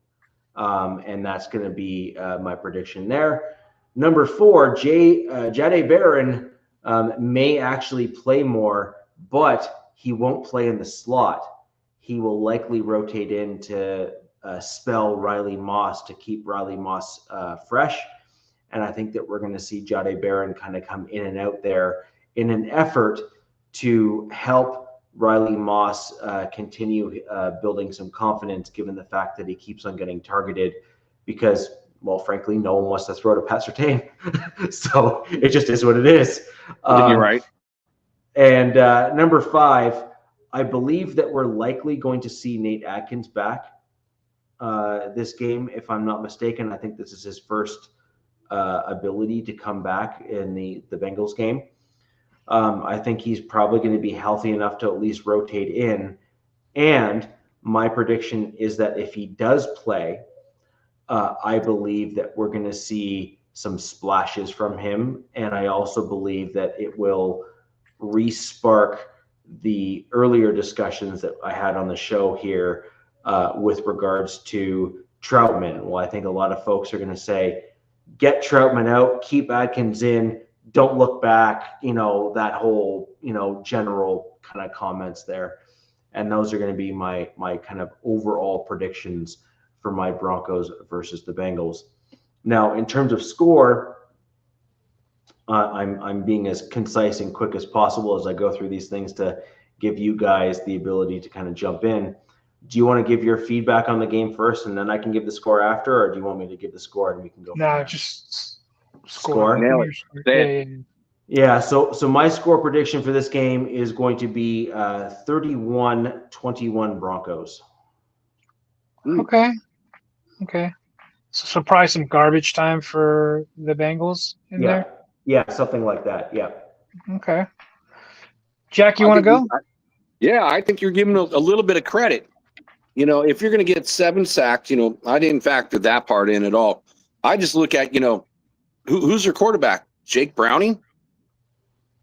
So it's like, okay, you don't have your main guy at, quarterback, and their defense is just bad. And I still like your defense so much. It's Remind me of the bear on Jungle Book.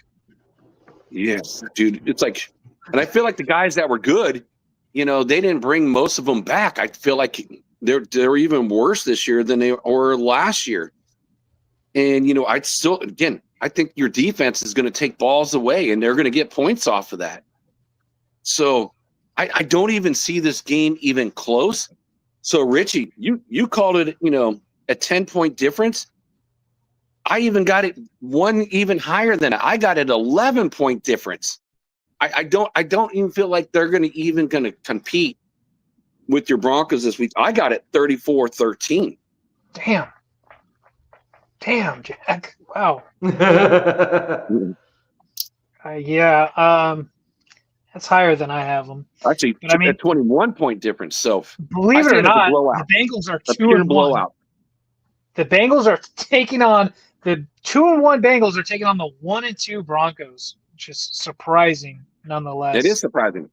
I think Denver's gonna suffocate whoever Browning or whoever the hell he is.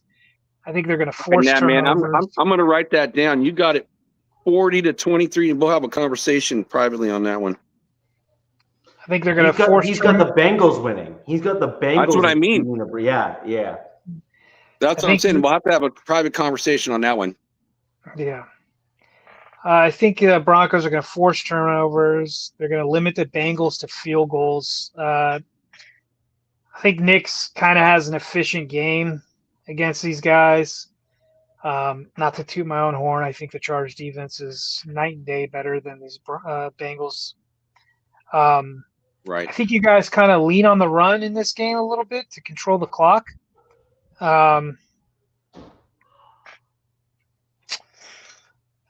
just think they're going to run the ball because they don't even have to throw the ball. But I could still see a little bit of slugfest in this, a little bit, because I could still see it.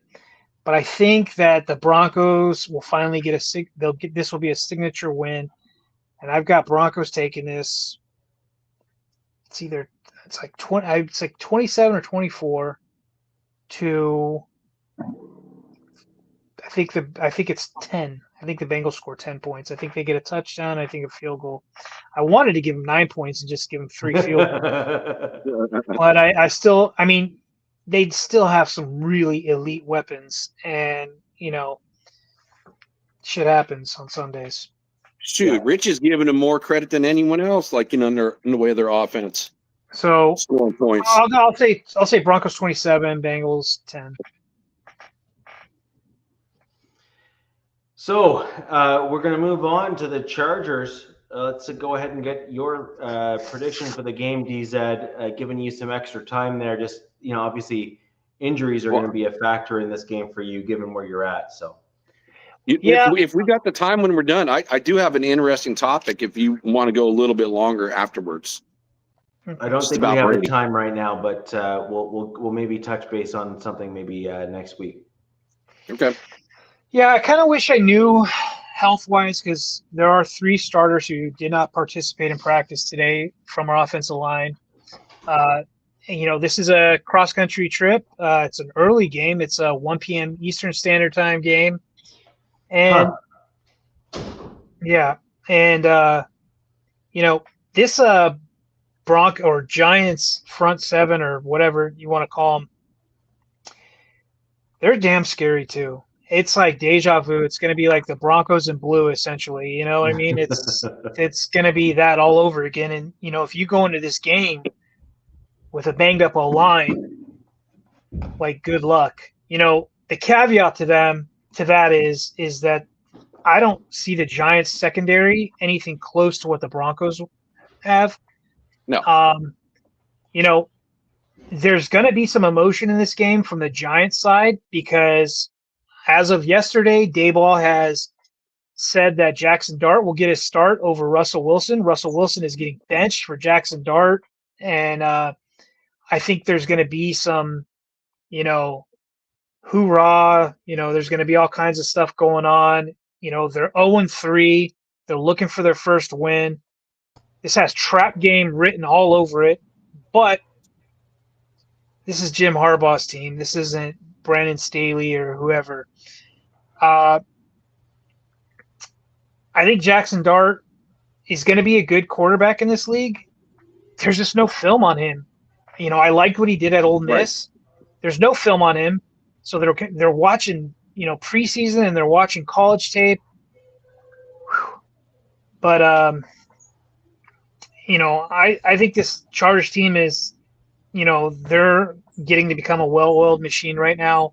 As long as they don't lose many more players, they need to get, majority of these guys back that were hurt.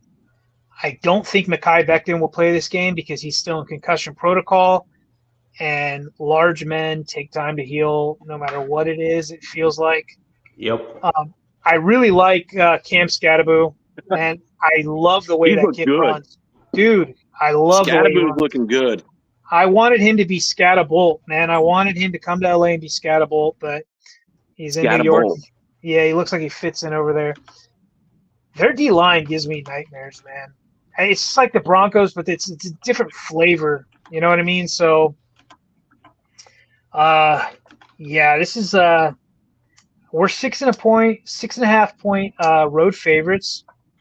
I like that. I think this game, believe it or not, I think this game stays close for the first half, and but I think Chargers will pull away, in the second half. I've got us 27. I got Giants 13, but who knows? I mean, there's a lot of fans, especially this younger generation, like to doom post. So a lot of people think this has got a trap game written all over it, and I can see that. It's an East Coast. It's an East Coast time. There's a new quarterback. But look, Minter puts rookie quarterbacks through hell. So, it could be one of those games where the defense just annihilates them, or it could be a close game. But I got the Chargers 27-13. Ooh, Nav's got us 3-1. Give me a score. Yeah, so I'm actually with Nav on this one. All right. I think the Giants have surprised a good number of people this season, and I think it's been in spite of their quarterback play. And I don't think a lot of people expected the Giants to even look anywhere close to where they are now. I actually have this as a slightly closer game because I think that the Giants have a good defense. And I also think their offense, it's not amazing, but I think they run the ball well. And so that's clock control. And so if they continue to run the ball well against the Chargers defense, which they very well might, I see this being a much closer game. I see this being a 24-21 game for the Giants. I see this in that general ballpark. So either way, I see this as basically a field goal. I can't wait to put the 4-0 up next week. I'm just saying. And my thing here is I think your quarterback is certainly taking steps forward, but at some point, like it or not, like it's just a fact. A team cannot lose that many starters and not have it impact their play on the field. Like it's just you have a great head coach, you have a great quarterback. Those are undeniable. I get it, and I'm fully on board. But it at some point, like even those things cannot get you past the finish line in some regards, and that's kind of where I'm at with this. Yeah, we'll see like what the final practice report looks like, in that regards. But, Rashawn Slater, they're 3-0 without him. You know what I mean? Najee Harris, that'll be interesting to see because Harbaugh believes that they're not looking outside for running back help. He believes that they've got it within house, which is kind of surprising. So I think we're going to see more Hassan Haskins, who not a lot of people are fans of. Yeah. And then they're bringing up Kimani Vidal, who's been bouncing around on this team and, hasn't been a good pass blocker, which you need to be able to pass block. But, this D-line is definitely going to force Herbert to move around just like I saw Mahomes doing. It's going to be a challenge. They're desperate. They're 0-3. They need a win.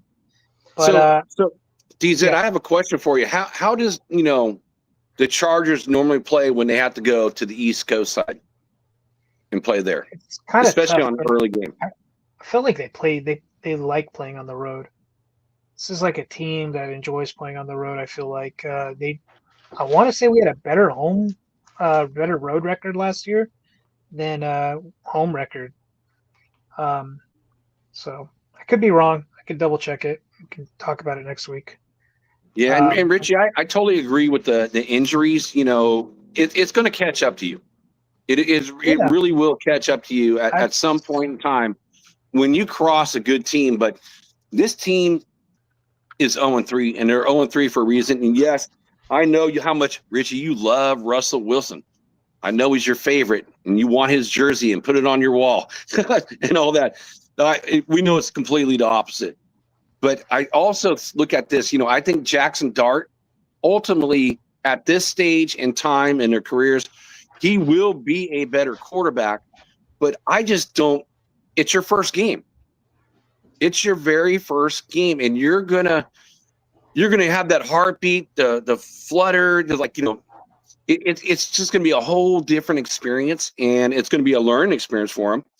Maybe this was game number 2, number 3, but you got a rookie quarterback starting. So I play that in, and I think Jackson Dart has more tools than Russell Wilson does right now and over the last several years. But with that being said, it's like against, a Chargers defense, which this is the best Chargers defense I've seen in a long time. And you only need to rush 4 on this Chargers defense. And you're going against a rookie quarterback, and you can put guys, and set them back. And if you can stop Scatterboo and you have to make Jackson Dart throw, then that kid's going to be running for his life at that point. And I can see turnovers on his point. Yeah, they got good weapons in New York too. Well, they also, what's his face? I think it's Neighbors and then Wandale Robinson. Yeah, so Neighbors, again, he sat out today. I don't know what it is, but he's going to play, is what I read. But he did sit out today. And so, but yeah, he's a scary wide receiver. But I'm not concerned with their offense, and that may sound cocky. I just have faith in my defense going against – I have faith in my coordinator, and I have faith in my defense going against a rookie. Like, I'm sure Scatterboo's going to get some, and Neighbors will get some, and Dart will make some flashy plays that the Giants fans are going to freak out about. But I have faith in them. I'm terrified of their front 7 on their defense. that's giving me fits. So I foresee a lot of running from the Chargers part to the outside and quick passing game, attacking the boundaries, which we can do against their cornerbacks, who are actually probably better than people think. They've been having it down season, so we'll see. Maybe they come out, but yeah. And with that all being said, I can see, Dart, playing a decent game for his first game, but I can also see him turning the ball over, in this game, not being able to read the Chargers defense. So I feel like, there's probably like 2 turnovers I think the Chargers are going to get in this game. So I have this game, and actually I think I got a 28 Chargers, 17 New York Giants. So I have a double-digit win for the Chargers in this. Again, you're talking a rookie quarterback, so yeah, we'll see. It's gonna be interesting. So we will get right into the nitty-gritty of each of these games when we can actually assess the film and what we saw on the field. That's going to be where it's going to get quite interesting. But that'll do it for the show tonight. Been a great one. We got into some real good detail in terms of each of the games, including the divisional review of the Broncos and Chargers. Of course, it's turning out to be quite the rivalry between Peyton. Yeah, I don't want to see you guys. Yeah, it's turning out to be quite the rivalry between Peyton there and Harbaugh. But anyways, guys, until next week, we're going to get right into all the details of all the games. We're going to get into the look ahead and other things like that.